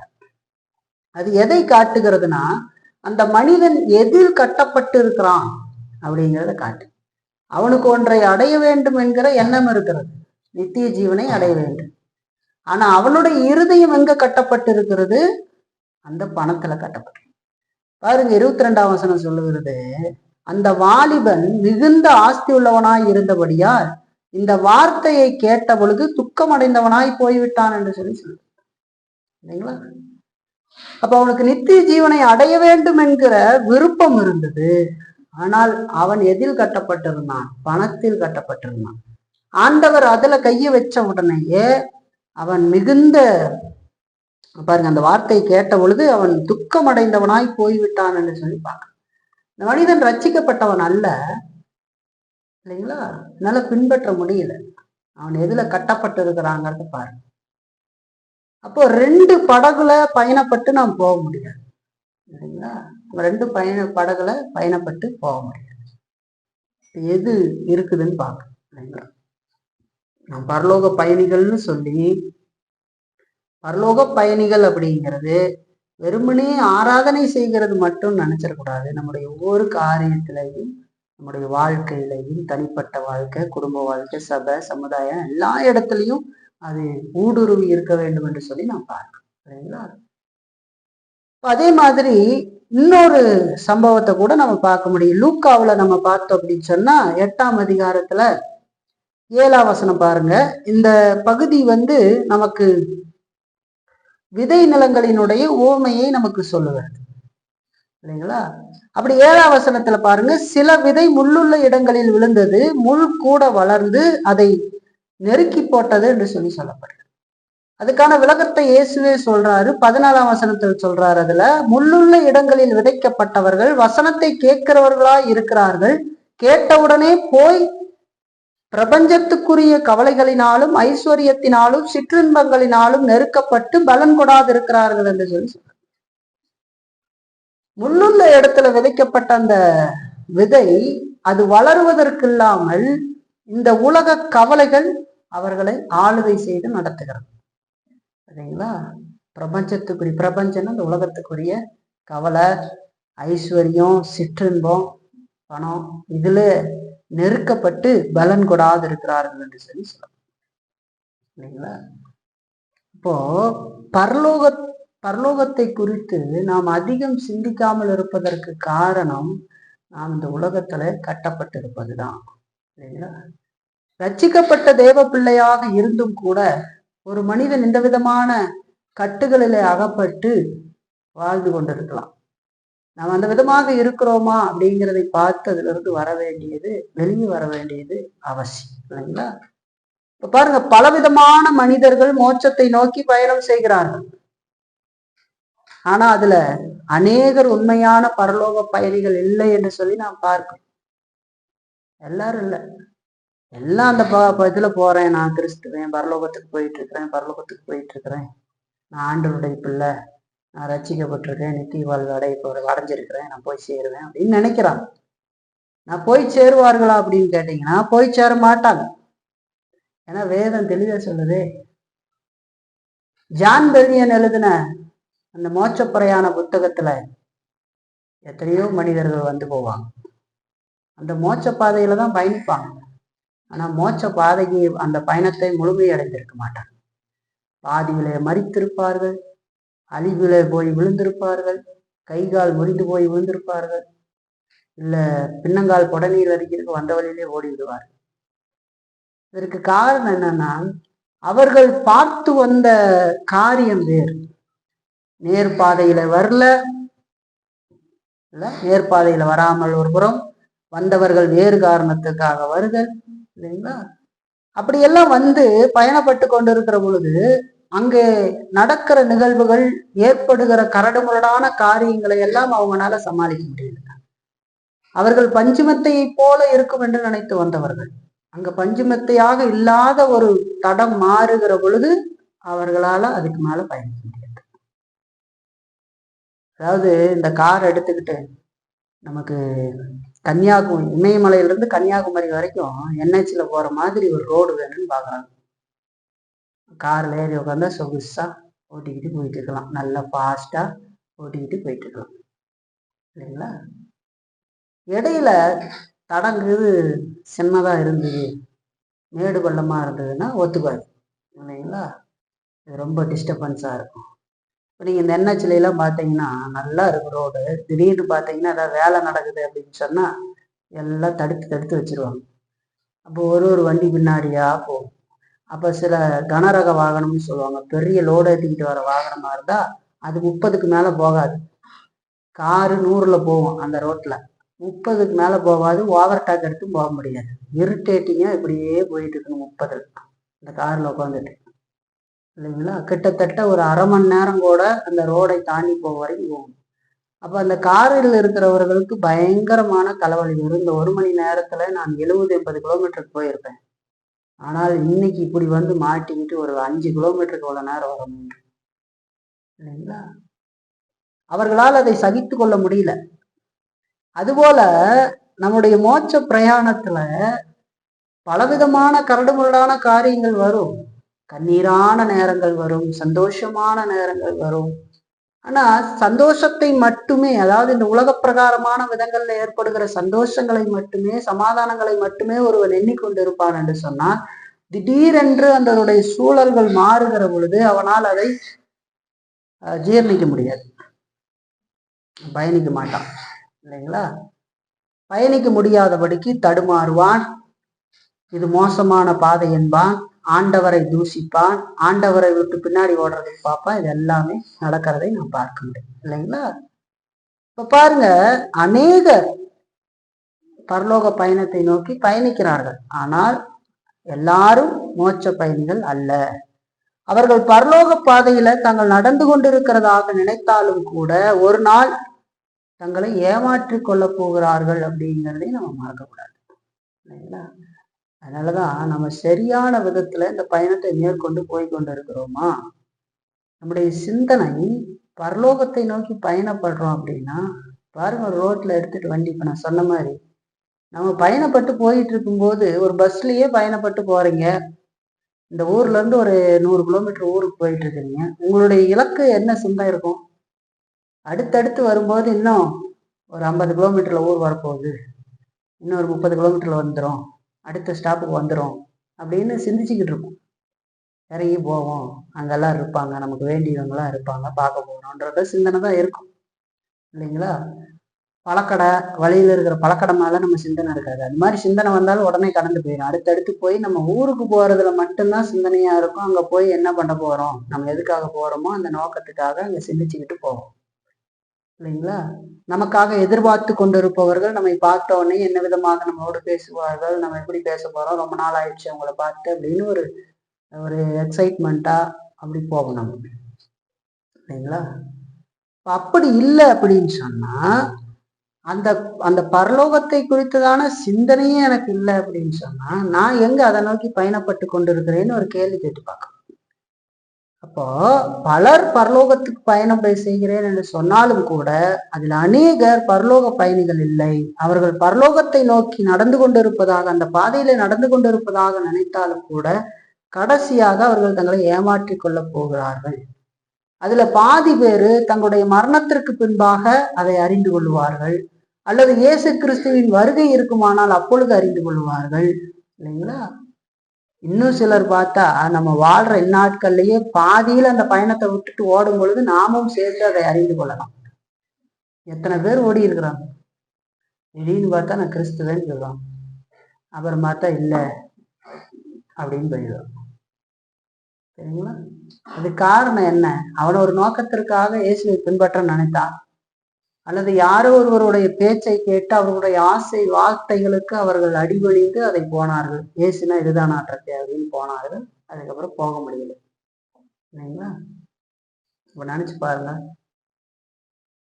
அப்போ நாம் வாழுகிற காலத்திலேயே அதை தெரிந்து கொள்ளலாம். இப்ப வேதத்துல எத்தனை பேர் ஆண்டவர் நமக்கு காட்டி கொடுத்திருக்கிறார்? யூதாசை காட்டி கொடுத்திருக்கிறாரா? அவன் பரலோக பயணி மாதிரி தான் போய்கிட்டு இருந்தான். அந்த பாதையில தானே பயணிச்சுக்கிட்டு இருந்தான். பாதியிலேயே பயணத்தை விட்டு ஓடிட்டானா? அப்புறம் மாய வித்தக்காரனாய் சீமோனை காட்டி கொடுத்திருக்காரு இல்லையா? அவனுடைய பொல்லாத குணத்தை காட்டி கொடுத்தாரு இல்லையா? பாதியிலேயே அனனியால் சபிரலாவுடைய நிலைமையை காட்டி கொடுத்தாரு இல்லையா? அவனுடைய நிலைமை எப்படி இருக்குதுன்னு. பழைய ஏற்பாடு எடுத்துக்குங்க, கேயாசியை காட்டி கொடுக்குறாரு, எலிசாவினுடைய வேலைக்காரன், ஆனா உலக இச்சையில் கட்டப்பட்டவன். எலிசா வேண்டான்ற சொன்ன பொருளை நாகமான்கிட்ட போய் எங்க ஓனர் தான் வாங்கிட்டு, எஜமானர் தான் வாங்கிட்டு வர சொன்னார்னு பெரியா பேசினாங்க. அவன் எதில் கட்டப்பட்டிருக்கான்? இருக்கிற இடம் எலிசாவுடைய வேலைக்காரன், ஒரு உயர்ந்த ஸ்தானம். ஆனா அவன் செய்யற வேலை என்னது? ரகசியமாய் போய் எலிசா கூட கேட்கிறாரே, எங்க போயிட்டு வந்த அப்படின்னா, உங்க அடியை எங்கேயும் போகல, இங்கேயே இருக்கு. நீ அங்க போய் பணத்தை வாங்கும்போது என் இறுதி உங்ககிட்ட பேசுங்க அப்படின்னு கேட்கிறாரு. ரகசியமா போய் ஒண்ணு பண்ணிட்டு வந்து எனக்கு தெரியாதா அப்படின்னு கேட்கிறாரு. நாகமானை விட்ட குஷ்டம் உன்னை பிடிக்கட்டும்னு சொல்றாரு. அவே குஷ்டம் பிடிச்சிருச்சு இல்லைங்களா? அதே போல பீலையாமை பார்க்கிறோம் பழைய ஏற்பாட்டுல. கூலி பேசி வஞ்சகத்துக்கு வச்சவனே பண ஆசை நிமித்து இஸ்ரவேலை சபிக்க போறான் பீலையாம் இல்லைங்களா? பாலாக்கோடு சேர்ந்துட்டு மோவாப் ராஜாவால். தெரியுதா? பயணத்தை தொடங்குற மாதிரிதான் இருக்கும். சவுல் பாருங்க, முதல் ராஜா, பயணத்தில் இருக்கிற மாதிரிதான் இருக்கும், ஆனா பயணத்தில் இல்லை. இப்படியே சொல்ல போனா எத்தனையோ பேரை வேதத்துல ஆண்டவர் காட்டி கொடுத்திருக்கிறார். இவர்கள் எல்லாம் அந்த பயணத்தை புறப்பட்டது மாதிரி தெரியும், ஆனா அவர்கள் அந்த பயணிகள் இல்லை, பாதியிலே ஓடி போயிட்டாங்க. சில பேர் என்ன பண்ணுவாங்க, தங்களுடைய மரணத்திற்கு அப்புறம் அதை உணர்ந்து கொள்வார்கள் என்று இயேசு கிறிஸ்து சொல்லி இருக்கிறார். எங்க சொல்லி இருக்கிறாரு? ஆண்டவர் சொல்றாரு இல்லையா, அந்த நாட்கள்ல அநேகர் என்னை நோக்கி உம்முடைய நாமத்தினாலே அற்புதம் செய்தவங்க அல்லவா, அதிசயம் செய்தவங்க அல்லவா எல்லாம் சொல்ல போறாங்க இல்லையா ஆண்டவருடைய வருகையினால. இல்லைன்னா அவங்க மறிச்சதுக்கு அப்புறம் தெரிய போகுது இல்லையா? நானும் உங்களை ஒரு காலம் அறியேன்னு ஆண்டவர் சொல்லிடுவாரோ, உங்களை எனக்கு தெரியாதுன்னு சொல்லிடுவார். அப்போ நம்ம நல்லா தெரிஞ்சுக்கணும் இல்லைங்களா? அப்ப இந்த உலக வாழ்க்கையில நம்மை கட்டி இருக்கிறதான கயிறுகளை நாம் அவிழ்த்து விடுதலை பெற வேண்டும் என்று சொன்னா பரலோகத்தோடு நமக்கு இருக்கின்ற அந்த இணைப்பை அதிகமாக நாம் வலுப்படுத்தி கொண்டால் மட்டும்தான் முடியும். இந்த உலக வாழ்க்கையில நம்மை கட்டி இருக்கிற கயிறுகளை நாம் எப்படி அவிழ்த்து விடுதலை பெற முடியும்? நாம் பரலோகத்தோடு நமக்கு இருக்கிற அந்த இணைப்பை அதிகமாக நாம் வலுப்படுத்தி கொண்டால்தான் முடியும். பரலோகம் நான் சொல்றது எதை காட்டுதுன்னா, அங்க ஏதோ ஒரு இடம் இருக்கும், தங்கமா இருக்கும், அதை நினைச்சுக்கிட்டு இருக்கிறது இல்லை. நான் என்றென்றைக்கும் ஆண்டவரோடு வாழப்போகிற இடம். பாவமெல்லாம் இல்லாமல் இங்க நம்ம பாவத்தோட கஷ்டத்தோடு உபத்திரவத்தோடு வாழ்றோம். ஆனா அங்க பாவம் இல்லாமல் பூர்ணராக்கப்பட்டு இயேசு கிறிஸ்துவை போல அவருடைய சன்னதியிலிருந்து நாம் அவரை ஆராதிப்போம், ஆண்டவரோடு இருப்போம்னு சொல்றார். இப்ப நம்ம வாசிக்க கேட்ட அந்த வேத பகுதியை பாருங்க. அது பரலோக காட்சியை அழகாக நமக்கு காட்டுகிறது, வெளிப்படுத்தும் விசேஷம். அவர்கள் பசி அடைவதும் இல்லை, தாகம் அடைவதும் இல்லை, வெயிலாவது உஷ்ணமாகவும் அவங்க மேல படுவதில்லை. இல்லைங்களா? சொல்லப்படுது இல்லையா? எதை காட்டுது அது? அவர்கள் எப்பொழுதும் சிங்காசனத்துக்கு மத்தியிலிருந்து தேவனை ஆராதித்துக் கொண்டிருப்பார்கள் என்று சொல்லுகிறதை பரலோக காட்சியை நமக்கு காட்டு. இல்லைங்களா? அப்போ நம்ம தெரிஞ்சுக்கணும், பரலோகத்தோடு நமக்கு இருக்கின்ற இணைப்பை நாம் அதிகமாக வலுப்படுத்தி கொண்டால் மட்டும்தான் இந்த உலக வாழ்க்கையில நம்மை கட்டி இருக்கிறதான கவர்களை நாம அவிழ்த்து விடுதலை பண்ண முடியும், அதுல இருந்து விடுதலை அடைய முடியும். இல்லைன்னு சொன்னா நாம அப்படி விடுதலையான வாழ்க்கையை வாழ முடியாது. சும்மா வந்துருமா நான் அந்த உலகத்தை வெறுக்க போறேன், நான் ஏன் வெறுக்க போறேன், எதற்காக வெறுக்க போகிறேன், எதை வெறுக்க போகிறேன் இந்த உலகத்துல கேள்வி வந்தது. வெறுக்க போறேன்னா நான் போன வாரத்துல சொன்ன மாதிரி சன்னியாசி மாதிரி வாழ்ற வாழ்க்கையா? இல்ல. இதை நாம் அனுபவித்தாலும், இந்த உலகத்துல நீதியான காரியங்களை நமக்கு ஆண்டவர் கொடுத்ததை அனுபவித்தாலும் கூட அதையெல்லாம் விட மேலானது நமக்கு காத்திருக்கிறது. இது அல்ல விஷயம். இது நம்ம அனுபவிக்கிறதுனால அழிந்து போய்விடும் என்று சொல்லி பவுல் சொல்றாரு இல்லையா? எல்லாவற்றையும் அனுபவிக்க எனக்கு அதிகாரம் உண்டு, எல்லாம் எனக்கு தகுதியா இருக்காது இல்லைங்களா? இதெல்லாம் அனுபவிச்சாலும் அழிஞ்சு போயிடும் இல்லையா ஒரு காலத்துல. ஆனா நான் போகிற பரலோகம் அழியாது அப்படிங்கிறத நம்ம பார்க்கணும் இல்லைங்களா? இப்ப வரப்போகிற உலகத்தை குறித்த நம்முடைய அந்த சிந்தை, அதுல நம்ம அதிகமாக வளருகிற பொழுது இந்த உலகத்தை குறித்ததான சிந்தை, நம்முடைய சிந்தை குறைந்து போகும் என்று சொல்லி பார்க்கிறோம். இந்த உலக சிந்தை குறையும். அதை குறித்து நாம் சிந்திக்கிற பொழுது அதிகமாக வரப்போகிற உலகத்தை குறித்து இந்த சிந்தை குறைந்து போகும். சரிங்களா? பரலோகத்தை குறித்து நாம் அதிகமாக சிந்தித்து பார்ப்பதனால இந்த உலகத்துல நாம் நஷ்டம் அடைந்ததாக நினைக்கிற காரியங்கள்ல கூட நமக்கு ஆறுதல் கிடைக்கும். பூமியில சில விஷயங்கள்ல நம்ம நஷ்டம் அடைஞ்ச மாதிரி தெரியும், அதுல கூட நமக்கு ஆறுதல் கிடைக்கும். எப்போ நாம் வரப்போகிற அந்த உலகத்தை குறித்து சிந்தித்து பார்க்கிற போது, பரலோகத்தை குறித்து. உதாரணத்துக்கு இந்த உலகத்துல இருந்து நம்ம விட்டு பிரிந்து போனவர்கள் இருக்கலாம். அவர்கள் ரட்சிக்கப்பட்டிருந்தார்கள்னு சொன்னா நம்ம ஆறுதல் அடைய முடியும் இல்லைங்களா? ஏன் இங்கிருந்து போனவர்களுக்கு அது நன்மையாக மாறிவிட்டது என்று சொல்லி பார்க்கிறோம். இந்த மகா உபத்திரவத்தை, அதாவது இங்க எவ்வளவோ கஷ்டமான உபத்திரவங்களை அவர்கள் அனுபவித்துக் கொண்டிருந்தார் இந்த உலகத்திலே வாழ்ந்து. இப்ப அவங்க நமக்கு முன்னாடியே போயிருக்கிறார்கள் இல்லையா அவர் கிறிஸ்தவர்கள். இப்ப மரணம் அப்படிங்கிறது விசுவாசிகளுக்கு கிடைத்த தண்டனை அல்ல, அது மாறாக முடிவில்லாத மகிழ்ச்சியின் நுழைவாயில் என்று சொல்லி C.H. ஸ்பர்ஜன் சொல்றார். மரணம்ன்றது என்னது? விசுவாசிகளுக்கு தண்டனையா? இல்ல. மரணம் பாவத்தினால் வந்தாலும் கூட அந்த மரணத்தை ஆண்டவர் ஜெயித்திருக்கிறார் இல்லைங்களா? இப்ப பாருங்க, மரணம் என்பது விசுவாசிகளுக்கான தண்டனை அல்ல, அது மாறாக முடிவில்லாத மகிழ்ச்சியின் நுழைவாயில். நாம் என்றென்றைக்கு வாழ போகிற இடத்திற்கு நாம் போகிறோம் என்று சொல்லி பார்க்கிறோம். இப்ப கிறிஸ்துவுக்குள்ளாக மரித்து போனவர்கள் ஒருபோதும் அழிந்து போவதில்லை அப்படிங்கிற தைரியத்தை காட்டிலும் நமக்கு மிகுந்த ஆறுதல் வேற எதுவும் இல்லை என்று சொல்லி நான் பார்க்கிறேன். இந்த உலகத்துல நாம் நஷ்டமடைந்ததாக நினைக்கிற விஷயங்கள் கூட நாம் அதை சிந்தித்து பார்க்கிற பொழுது நாம் ஆறுதல் அடைய வழி உண்டு. நல்ல கிறிஸ்தவர்களாக இருந்து ஒருத்தர் நம்மை விட்டு பிரிந்து போய்விட்டார்கள் என்று சொன்னா நமக்கு அதுல பெரும் ஆறுதல் கிடைக்கும். ஏன்னா நம்ம ஒரு நாள் அவர்களை காணுவோம் அப்படின்னு. ஆனா ரட்சிக்கப்படாதவனாக இருந்து ஒரு மனிதன் மரித்து போய்விட்டா நாம் அவர்களை காண போறதில்லை. நாம் நரகத்தை போய் எட்டி பார்த்து அவங்க படுற கஷ்டத்தை எல்லாம் நம்ம பார்ப்போம்ல, வேதம் சொல்லுது. நாம் பரலோகத்தில் இருப்போம், அவங்க நரகத்தில் இருப்பாங்க. அந்த விதமான தன்மை இருக்குமான்னு கூட நமக்கு தெரியாது, அங்க அந்த சிந்தனை இருக்குமான்னு கூட நமக்கு தெரியாது பரலோகத்துக்கு போனதுக்கு அப்புறம் இல்லைங்களா? நம்மை குறித்தவர் நம்மோடு இருக்கிறவர்களை குறித்ததான நினைவுகள் அங்க நமக்கு வருமானது கூட தெரியாது. ஏன்னா வரதுக்கு வாய்ப்பு இருக்குமா? அது ஆனந்தமா அங்க துக்கமே கிடையாது. அங்க போய் உட்காந்து நமக்கு இவங்கெல்லாம் தெரிஞ்சுட்டு அவங்களாம் நரகத்துல நேரம் கஷ்டப்பட்டுக்கிட்டு இருப்பாங்க, பரலோகத்துல உட்காந்து நம்ம கவலைப்பட்டுக்கிட்டு இருக்கோமா? தெரியாது. அது என்ன விதமான சூழல்ல இருக்கும்னு தெரியாது. அதே நேரத்துல ஒரு கிறிஸ்துவர்கள் இங்க மரித்திருப்பார்கள் என்று சொன்னா நமக்கு எவ்வளவு ஆறுதல் இருக்கு பாருங்க. அவங்க நமக்கு முன்பதாக அந்த இடத்துக்கு போயிட்டாங்க, நாம் ஒரு நாள் அந்த இடத்துக்கு போவோம் அப்படின்னு ஒரு ஆறுதல் இருக்கு. இந்த உலகத்துல நாம் நஷ்டமாக நினைக்கிற பல விஷயங்கள் கூட நாம் மறு உலகத்தை குறித்து சிந்திக்கிற பொழுது அந்த நஷ்டங்கள் கூட நமக்கு ஆறுதலாக இருக்கும் இல்லைங்களா. அவங்க உயிரை விடல, அதுக்கு பதிலா முழுமையான ஜீவனை பெற்றுக்கொண்டார்கள் என்று சொல்லி நாம் பார்க்கிறோம் இல்லைங்களா. இங்க இருக்கிற எல்லா துயரங்களும் நீங்கி நம்முடைய கற்பனைக்கு எட்டாத மகா ஆனந்தத்தை அவர்கள் அங்கு அனுபவித்துக் கொண்டிருக்கிறார்கள் என்று சொல்லி பார்க்கிறோம். ஒரு அளவு கடந்த ஆனந்தத்தை இங்கிருந்து போன கிறிஸ்துவர்கள் பரலோகத்துல அடைந்து கொண்டிருப்பார்கள். யார் ஆனந்தத்தை அடைந்து கொண்டிருப்பார்கள்? கிறிஸ்துவருடைய வேடத்தை போட்டவர்கள் அல்ல. ஏன்னா கிறிஸ்துவுடைய வேடத்தை போட்டவர்கள் அங்க போக மாட்டாங்க. ஏன்னா வேதம் சொல்லுது இல்லையா, அசுத்தமான ஒன்றும் உள்ளே பிரவேசிக்கிறது இல்லைன்னு சொல்லி. பரலோகத்துக்குள்ள எல்லாம் ஒரு சலுகை எல்லாம் கொடுத்து ஆண்டவர் உள்ள எடுக்க மாட்டார். ஆகவே அந்த மேலான பரலோகத்தை நாம நோக்கி பார்த்து நம்முடைய இருதயங்களை அதன் மூலமாக தேர்ச்சி கொள்ளலாம்.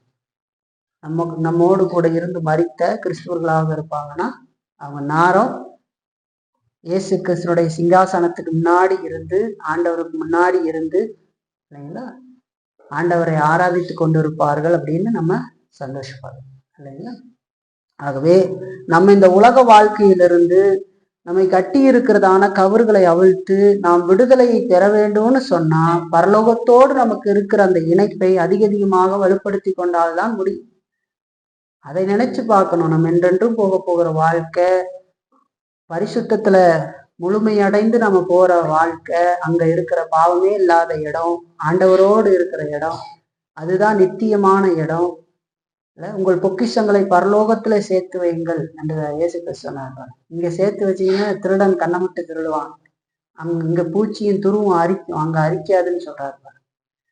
அப்போ அப்படி நாம அங்க அந்த பரலோகத்தோடு நமக்கு இருக்கிற இணைப்பை நாம் வலுப்படுத்தி கொள்ளுகிற பொழுது அப்பதான் நம்ம இந்த உலக வாழ்க்கையில நம்ம கட்டி இருக்கிற கவுறுகளை அதுல இருந்து நம்ம அவுத்து விடுதலை பெறும். ஒரு கவுறு ஆகும் இல்லைன்னா நாளுக்கு நாள் அப்படியே இந்த பொணங்களை எல்லாம் கட்டி வைப்பாங்களே சில நாடுகள்ல, அந்த மாதிரி கட்டி வச்சு மூச்சு விடுறதுக்கு எல்லாம் ஆயிடுவாங்க இல்லைங்களா. எதை சாப்பிட்றது, எதை உடுத்துறது, எங்க படுக்கிறது, என்ன ஆகுமோ ஏதாகுமோ. நியாயமான விதங்கள்ல நாம் உழைத்து சம்பாதித்து காசுகளை சேகரித்து வைத்து ஞானமா வேதத்தின் அடிப்படையில இந்த உலகத்துல நல்ல காரியங்களை செஞ்சு நம்ம வாழணும். அதை செய்யாமல் அதிக இச்சைக்கு உட்பட்டு காசே இல்லாம எல்லாத்தையும் வாங்கி பலவிதமான கடன் சுமைகள், பலவிதமான இன்னல்கள், இப்படி பலதையும் தலைமையில போட்டுக்கிட்டு கடவுளையும் தேட முடியாம இந்த உலகத்திலேயே அதை நிறைய பேருடைய நிலம் அப்படித்தான் இருக்கும். 1ஆம் தேதி ஆனா டியூ கட்ட வேண்டியது இருக்கு இல்லைங்களா. அது அவர்களுடைய சம்பளத்தை விட அதிகமாக இருக்கிறதாக இருக்கும். அந்த மாதிரி எல்லாத்துக்கும் வாங்கிச்சு. 20,000 ரூபாய் சம்பளம் வாங்கினாங்கன்னா ஒரு 1000 ரூபாய் கட்டுற மாதிரி இருக்கிறது இல்லை, 18,000 ரூபாய்க்கு கட்டுற மாதிரி வாங்கி வச்சுப்பாங்க எல்லாத்தையும். அத்தனைய வாங்கி வாங்கி டிவி கொடுக்குறாங்க, டிவில பிரிட்ஜ் கொடுக்குறாங்க, கார் கொடுக்குறாங்க, பைக்கு கொடுக்குறாங்க, எல்லாம் கொடுக்குறாங்க. எல்லாத்தையும் வாங்கி வீட்டில் அடுக்கி வச்சு, சோஃபா கொடுக்குறாங்க, எல்லாமே வாங்கி வீட்டில் அடுக்கி வச்சுட்டு அது உக்காந்துக்கிட்டு கடன் கட்ட முடியாமல் நிம்மதி இல்லாமல் எப்படி சம்பாதிக்கலாம், என்ன பண்ணலாம், ஏது பண்ணலாம், சிந்தனை குழம்பி போய் ஒரு நிம்மதி இல்லாமல். சில நேரங்களில் கிறிஸ்துவர்களாக இருந்தும் கூட அவர்கள் அதுல போய் போய் போய் வளர்ச்சி இல்லாம, கிறிஸ்துவ வாழ்க்கையில வளர்ச்சி இல்லாம, நிதானம் இல்லாமல் இருக்கிறபடினால போய் இதுல எல்லாம் மாட்டி அகப்பட்டு கொண்டு வெளியே வர முடியாம தவித்து கொண்டு இருக்கிறவர்கள் எத்தனையோ பேர் தவறு இல்லைங்களா. அப்போ நாம பரலோக மேன்மைய நாம நினைத்து கொண்டு இந்த உலகத்துல நாம் வாழ வேண்டியது அவசியம் இல்லைங்களா. அப்போ பரலோகத்தோடு நமக்கு இருக்கிற அந்த இணைப்பை நம்ம அதிகமாக ஸ்ட்ரென்த் படுத்தும் பொழுதுதான் இந்த உலக வாழ்க்கையில நம்ம கட்டி இருக்கிறதான கவறுகளை நாம் அவிழ்த்து விடுதலையை பெற முடியும். இல்லைன்னா பெற முடியாது. அதனால அந்த பரலோக மேன்மையை நாம் நினைத்து கொண்டு இந்த உலகத்துல வாழுகிற ஒவ்வொரு நாளும் நாம் பாவத்தை அழித்தொழித்து தேவனை மகிமைப்படுத்தி முன்னேற வேண்டும் என்று சொல்லி நாம் பார்க்கணும் இல்லைங்களா. அப்பத்தான் நம்ம இந்த உலக வாழ்க்கையில கட்டப்பட்டு இல்லாம நம்ம போவோம். இல்லைன்னு சொன்னா எல்லாமே ரொம்ப இருள் சூழ்ந்த போல இருக்கு நம்முடைய பரலோக பயணத்துல. இன்னும் சொல்ல போனா அவங்க பரலோகத்துக்கு உரியவர்கள் தானாங்கிற கேள்வியும் கடைசியா வந்து நின்று. அதனால நம்ம இந்த வார்த்தையெல்லாம் கேட்கிற பொழுது நம்ம எதுல எல்லாம் கட்டப்பட்டு இருக்கிறோம்னு பார்க்கணும். எனக்கு எதுல எல்லாம் இச்சை இருக்கிறது, பலவிதமான இச்சைகள் இல்ல உலகத்துல ஒருத்தர் அவரவர்கள் தகுதிக்கு ஏற்ற மாதிரி வச்சிருப்பாங்க இல்லைங்களா. சின்னதா இருக்கிறவங்க உடை துணி இல்லை உடை இந்த மாதிரியான விஷயங்கள்ல இருப்பான். பெரியவா இருக்கிறவங்க கார் வாங்கணும், வீடு கட்டணும். ஆசைகள் நல்லதுதான். அதுக்கு ஞானமாக நடந்து வளர்ந்து போய் கடவுளை மையப்படுத்தி ஆண்டவர் கொடுக்குற ஒவ்வொன்றுக்கும் நன்றி இதோடு நீங்கள் உங்களிடத்துல வருகிற எல்லாத்தையும் நீதியாக முயற்சி பண்ணி வேதத்தின் அடிப்படையில முயற்சி பண்ணி கிடைத்த ஒன்றொன்றுக்காகவும் கடவுளுக்கு நன்றி சொன்னீங்க அப்படின்னு சொன்னீங்கன்னா அப்ப நீங்க சரியாதான் இருக்கிறீங்க, கடவுளுடைய காரியத்துல போயிட்டு இருக்கிறீங்க இல்லைங்களா. ஒரு சின்ன விஷயங்கள் செய்திருந்தாலும் கடவுளுக்கு ஒரு நன்றி சொல்லி இருக்கிறீங்களா கேட்டு பாருங்களேன். செய்ய மாட்டாங்க. எப்பவுமே நமக்கு எதுவுமே இல்லாதப்ப நம்ம ஆண்டவர்கிட்ட கேட்போம், இது இல்லை அது இல்லை அதுக்கு கிடைக்கல, ஆண்டவரே எனக்கு இது வாங்க உதவி செய்யுங்க, அதை செய்ய உதவி செய்யுங்க, பிள்ளைக்கு பீஸ் கட்டணும் அதை கட்டணும்னு ஜெபம் பண்ணுவாங்க. ஆனா அதையெல்லாம் ஆண்டவர் செய்து கொடுத்ததுக்கு அப்புறம் ஒரு நன்றி கூட சொல்லியிருக்க மாட்டாங்க. ஆண்டவரே இன்றைக்கு இதெல்லாம் கட்டி முடிக்க உதவி செய்வீங்க, எனக்கு நன்றி ஆண்டவரே அப்படின்னு சொல்ல மாட்டாங்க. ஏன் தெரியுமா? அதுதான் நன்றி கெட்டவர்கள்னு சொல்றேன். சின்ன விஷயங்களா இருந்தா கூட நன்றி சொல்லப்பட்ட இல்லையா. ஒரு உடை வாங்கிட்டு வந்திருக்கிறீங்களா, அதுக்கு நன்றி சொன்னீங்களா கேள்வி கேட்டுப்பாரு. ஏன்னா உண்ண உணவும் உடையும் கொடுப்பது கடவுள் தான். கடவுள் இல்லாம கிடைக்குமா? ஆண்டவர் சொல்றாரு, வானத்தை என்னந்து பாருங்க, பறவைகளை பாருங்க, அதுக்கெல்லாம் நான் தான் கொடுக்குறேன் அப்படின்னு சொல்றாரு. நம்ம வாழ்க்கையில எது ஒன்று கிடைத்தாலும் அது கடவுளால் அல்லாமல் கிடைக்காது. நம்ம நினைச்சுப்போம் அப்படியெல்லாம் இதெல்லாம் நம்ம சம்பாரிச்சோம், நம்மளுடைய கைத்திறமை அப்படின்னு பலத்தினால. நான் இன்னைக்கு காலையில போனேன், அந்த காலையில எந்திரிச்சு போறதுக்கு பலத்தை யார் கொடுத்தது? உங்களை முடவர் ஆக்குறதுக்கு எவ்வளவு நேரம் ஆகும்? எந்திரிச்சு போறதுக்கு உங்களுக்கு ஒரு பலம் இருந்தது இல்லையா, அந்த வேலையை செய்யறதுக்கு ஞானம் இருந்தது இல்லையா, அந்த வேலையில சரியா உங்களுடைய கைக்கு பணம் வருவதற்கு ஆண்டவர் உதவி செய்தார் இல்லையா. அதெல்லாம் ஆண்டவருடைய கிருபை. மனுஷன் என்ன நினைக்கிறான், எல்லாத்தையும் நான் செஞ்சுட்டேன், நான் உழைச்சேன், நான் கட்டுனேன், நான் நாட்டினேன் அப்படின்னு நேபுகாத்நேச்சர் சொல்றாரு பாருங்க. இது இது என்னுடைய நாம பிரஸ்தாபத்துக்காக நான் கட்டின மகா பாபிலோன் அல்லவா அப்படின்னு சொல்லி கேட்கிறான். ஆண்டவர் ஒரே அடி அடிச்சிட்டாரு, உள்ள தின்னுகிட்டு இருக்காரு.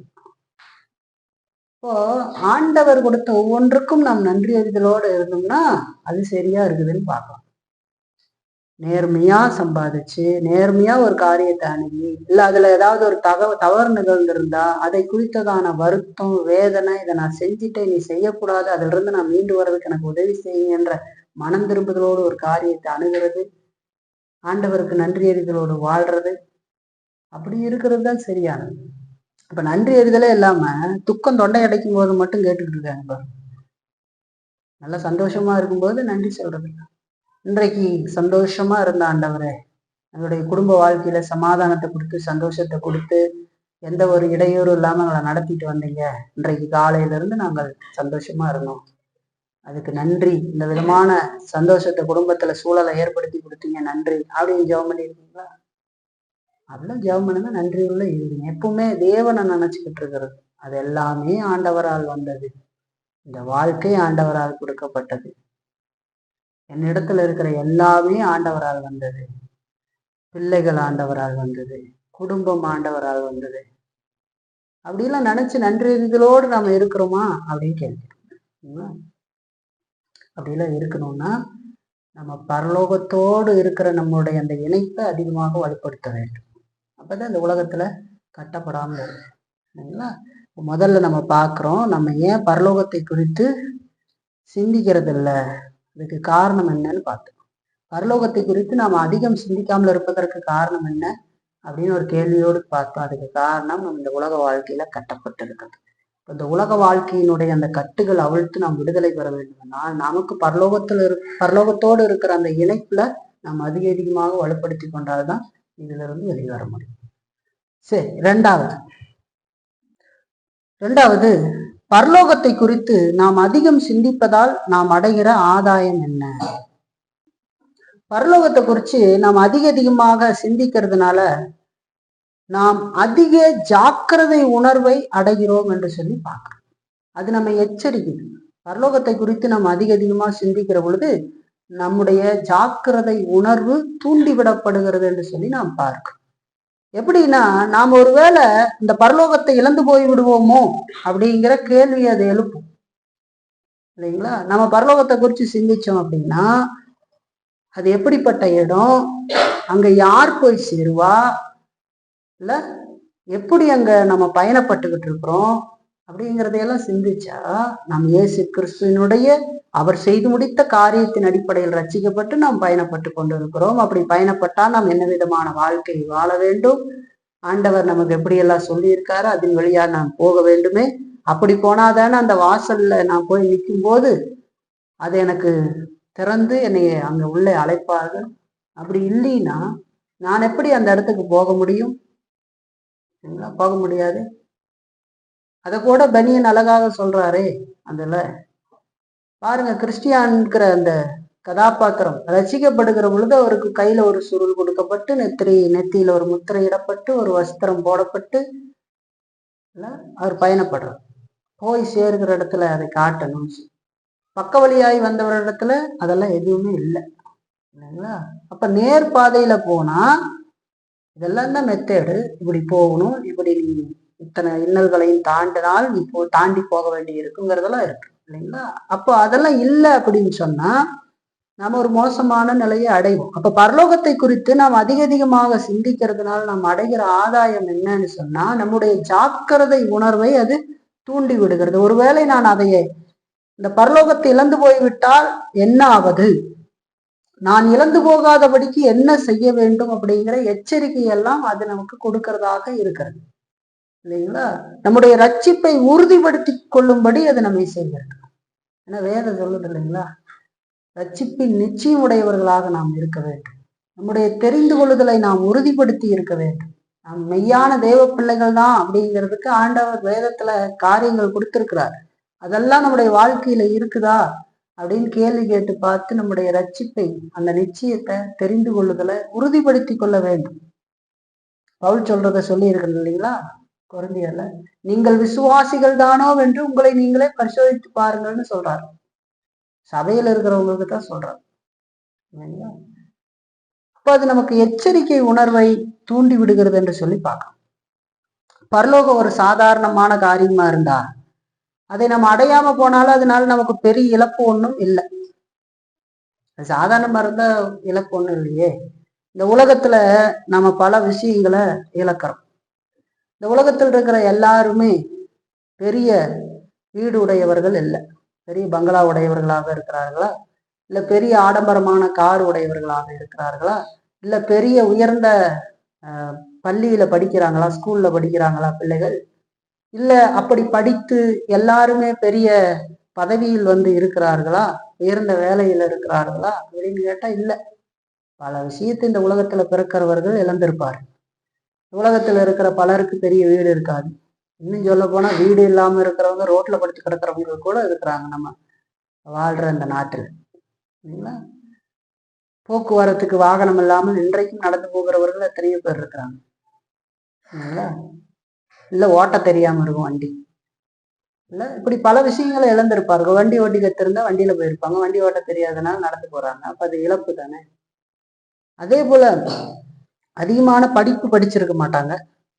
அதே காலத்துல பிறந்த ஒருவன் படித்து ஒரு கலெக்டராகவோ இன்ஜினியராகவோ இருப்பான். அதே காலத்துல பிறந்த இன்னொருவன் படிக்காமல் ரோட்ல சாதாரணமான ஏதாவது ஒரு வேலைகளை செய்து கொண்டிருப்பான். அப்ப அது பெரிய இழப்பு இல்லையா? உயர்ந்த வேலையில இல்லாம இருப்பான். இதுல சில நல்ல காரியம், இந்த இழப்புலேயே நல்ல படிப்பு இருக்கிறது, இல்ல நல்ல வேலை இருக்கிறது, இதெல்லாம் ஒரு நல்லது. இதுவே ஒரு சாதாரணமான விஷயம் இல்லை இந்த உலகத்துல வாழ்றதுக்கு இல்லைங்களா? ஆனா பரலோகத்தை நம்ம இழந்துட்டா அது எவ்வளவு பெரிய இழப்பு அப்படின்னு சொல்லிப்பாரு இல்லைங்களா? பல விதங்கள்ல இந்த உலகத்துல பிறக்கிற மனுஷங்க பல காரியங்கள் இழந்திருக்காங்க. ஆனா அது மாதிரி பரலோகம் இல்லை இல்லைங்களா? இந்த உலகத்துல இந்த இழப்புகள் சிலது சாதாரணமானது இல்லை, இதையே சாதாரணமானது இல்லை.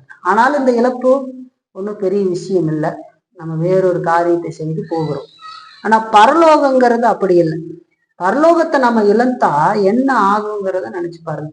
இந்த உலகத்துல சாதாரணமான இந்த விஷயங்களை இழந்தாலே, ஒரு படிப்பை இழந்தாலோ இல்ல ஒரு வேலை இல்லாமல் இருந்தாலோ அவனுடைய வாழ்வியலே மாறி போய்விடுகிறது. இந்த பக்கம் ஒரு பெண் ஏழை பெண்ணை வையுங்கள், இந்த பக்கம் ஒரு பணக்கார பெண்ணை வையுங்கள். இந்த பக்கம் இருக்கிற ஏழை பெண் அன்றாட சாப்பாட்டுக்கே கஷ்டப்படுறவங்களா இருப்பாங்க. அந்த பக்கம் இருக்கிற பணக்கார பெண் அவங்க அடைந்ததுனால அவங்க செலவு பண்ற காசு இவங்களுடைய அன்றாட காசை விட, சாப்பாட்டுக்கு வச்சிருக்கிற காசை விட அதிகமா இருக்கும். பார்த்துருக்கீங்களா? பார்லர்ல போய் 4000 5000 தான், இவன் மாசம் முழுவதும் வீடு கூட்டி சுத்தம் பண்ணிட்டு 2000 ரூபாய் வாங்கிட்டு வருவாங்க. பார்த்துருக்கீங்களா? இப்ப இதுவே சாதாரணமான இழப்பு இல்லை. அதை இழந்தவர்களே இந்த உலகத்துல பல துன்பங்களை அனுபவிக்கிறாங்க, இந்த உலக காரியத்தை இழந்தவங்களை. அப்படி இருக்கும்போது பரலோகத்தை நாம இழந்தா என்ன ஆகும்னு நினைச்சு பாருங்க. பரலோகம்ன்றது மகிமையான இடம் என்று சொல்லி பார்க்கிறோம். அது நம்முடைய ராஜாவாகி இயேசு கிறிஸ்துவோடு நாம் என்றென்றைக்கும் நித்தியமாக வாழ்கிற இடம். அதை நாம் இழந்து போவோம் என்று சொன்னால் நாம் போய் சேருகிற இடத்தை வேதம் சொல்கிறது அது நித்தியமான நரகம் என்று சொல்லி. அது இல்லாட்டி இதுதான் நடுமத்தியில ஒரு இடம் இல்லை. இந்த உலகத்துல ஒரு வேலை, பெரிய வேலையில போய் படிக்கிற வேலையில போனா ஒரு இன்னொன்னு இருக்கு ஆப்ஷன், அறிவை பயன்படுத்தி ஏதாவது ஒரு சின்ன வேலைகளை கற்றுக்கொண்டு அதுல அப்படியே வாழ்வாதாரம் பண்ணி வாழ்ந்துக்கிட்டு. நான் பரலோகம் அப்படி இல்லை. பரலோகத்தை இருந்தால் நித்தியமான நரகத்துல நாம் என்றென்றைக்கும் வேதனைகளை அனுபவிப்போம் என்று சொல்லி சொல்லுவேன். அது மகா மோசமான வேதனை என்று சொல்லி நான் பார்க்கிறேன். ஆகவே நாம் அதிகமாக பரலோகத்தை குறித்து சிந்திக்கிறதுனால நாம் அதிகமான ஜாக்கிரதையை அடைகிறோம் என்று சொல்லி பார்க்கிறோம். ஆகவே நாம் அதிகமாக பரலோகத்தை குறித்து சிந்திக்க வேண்டும். ஒரு நாள் சிந்தனை சொல்றேனே, பரலோகத்தை குறித்து சிந்தனைன்னு சொன்ன உடனே நீங்க அங்க தங்கம் போட்டு வச்சிருப்பாங்களா, கேட் எப்படி இருக்கும், அப்படி இல்லை சிந்தனை. பூரணமான ஒரு வாழ்க்கை, பாவமே இல்லாத வாழ்க்கை, ஆட்டுக்குட்டியானவரோடு நாம் வாழ்கிற வாழ்க்கை. அவரு அந்த சந்தோஷம் எப்படி இருக்கும். இப்ப நம்ம பார்க்குற அந்த துர்க்குணமான காரியங்கள் எதுவுமே இருக்காதல்ல. நம்ம எவ்வளவு கோபம் வருது இல்லைங்களா, ஒருத்தங்களை குறிச்சு தப்பா சிந்திக்கிறோம் இல்லைங்களா, ஒருத்தருக்கு விட்டு கொடுக்க முடியாத ஒரு நிலைமை வருது இல்லைங்களா, ஒரு போராட்டம் இங்க இருக்குது, இருந்துகிட்டு இருக்கு, எப்பவுமே இருக்கும். இது எதுவுமே இல்லாம நல்ல சிந்தனை, நல்ல எண்ணம், ஒரு பாவமும் நம்ம இடத்துல இல்லாம பூர்ணராக்கப்பட்டவர்களாக இயேசுவை போல நாம் அங்க இருப்போம்னு சொல்லும்போது அது எப்படிப்பட்ட நிலையா இருக்கும். நம்ம மறுரூபமாக்கப்பட்டு அங்க இருப்போம் அப்படின்ற அந்த சிந்தனை, ஆண்டவரோடு வாழ்ற அந்த சிந்தனை, அது எவ்வளவு சந்தோஷத்தை கொடுக்குன்னு பாருங்க. இங்க நீங்க எண்ணத்தை அடைந்தாலும் உங்களுக்கு நிம்மதி வராது, ஞாபகத்தை வச்சுக்கோங்க. ஏன்னா இங்க உள்ள பாவம் ஒண்ணு இருந்து எல்லாமே பண்ணும், அது திருப்தியே அடையாது. நீங்க ஒரு வீடை வாங்கி கட்டுனதுக்கு அப்புறம் இந்த கல்லை இங்க வச்சிருந்துருக்கலாமேன்னு தோணும். இந்த வீட்டை பார்த்து இந்த கலர் அடிச்சிருக்கோமா, இன்னொரு வீட்டை போயிட்டு இருக்கும்போது பாத்தீங்கன்னா அடடா இந்த கலர் நல்லா இருக்குது, நம்ம இதை வாங்கி அடிச்சிட்டோமே அப்படின்னு தோணும். எதுலையுமே சாட்டிஸ்பேக்ஷனே இருக்காது, பல விஷயங்கள்ல திருப்தி இருக்காது. ஆனா வேதம் சொல்றது போதும் என்கிற மனதோட இருக்க செய்யும். ஆனா பாவம் என்ன செய்யும், பல விதங்கள்ல தொந்தரவு. நேர்மறையான சிந்தனை, எதிர்மறையான சிந்தனை. நேர்மறையான சிந்தனை இருக்கணும், ஆனா அநேக நேரம் எதிர்மறையான சிந்தனை தான் இருக்கும். ஆனா பரலோகத்துல அப்படி இல்லைன்னு வேதம் சொல்லுது. என்றென்றைக்கும் நம்ம ஆண்டவரோட இருக்கும். அவ்வளவு மேன்மையான இடத்த குறிச்சு சிந்திக்காம இந்த அற்பமான இடத்த குறிச்சு சிந்திச்சுக்கிட்டு இருக்கிறோமே பாருங்க. சந்தோஷம்னு நினைச்சு பயணம் பண்ணி ஒரு இடத்துக்கு போறாங்க, ஒரு மலைப்பகுதிக்கு சந்தோஷமா நம்ம போறோம், ஃப்ரெண்ட்ஸ் எல்லாம் சேர்ந்து நம்ம 4 நாள் ட்ரிப்பு போட போறோம், நம்ம போய் அங்க சந்தோஷமா இருக்க போறோம்னு போற வழியில ஆக்சிடென்ட் ஆகி காலு போயிடும். ஐயா என்ன நினைச்சுக்கிட்டு போனாங்க, ரூம் எல்லாம் புக் பண்ணிட்டோம், நம்ம போய் அங்க ஜாலியா கொண்டாட போறோம்னு பாரு. அவனுடைய ஆனந்தம் மகா வேதனையான கண்ணீராக மாறிவிட்டது. அல்லது தன்னுடைய நண்பன் அந்த விபத்துல இறந்து போய் விடுகிறான் ஒருவன், அவன் மிச்சம் 3 பேர் நம்ம போய் சந்தோஷப்படலாம்னு நினைப்பானா, அது பெரிய வழிகளை ஏற்படுத்தும். ஆனா பரலோகத்துல மிகுதியான சந்தோஷம். அங்க அவர்கள் பசி அடைவதில்லை, தாகம் அடைவதில்லை, வெயிலாயுது உஷ்ணமாயிலும் அவர்கள் மேல் படுவதில்லை. அவர்கள் சிங்காசனத்தின் மத்தியிலிருந்து, ஆட்டுக்குட்டியானவருடைய சிங்காசனத்தின் மத்தியிலிருந்து அவரை ஆராதிப்பார். அவர் அவர்களை மேய்ப்பார், கண்ணீரை துடைப்பார்னு சொல்லி எவ்வளவு சந்தோஷமான இடம் தெரியுங்களா? இப்போ உண்மையை சொல்லணும்னா, பரலோகத்தை குறித்து நம்ம அறிந்திருக்கிறது கூட அது உண்மையின் நிலையில பாதி கூட இல்லை.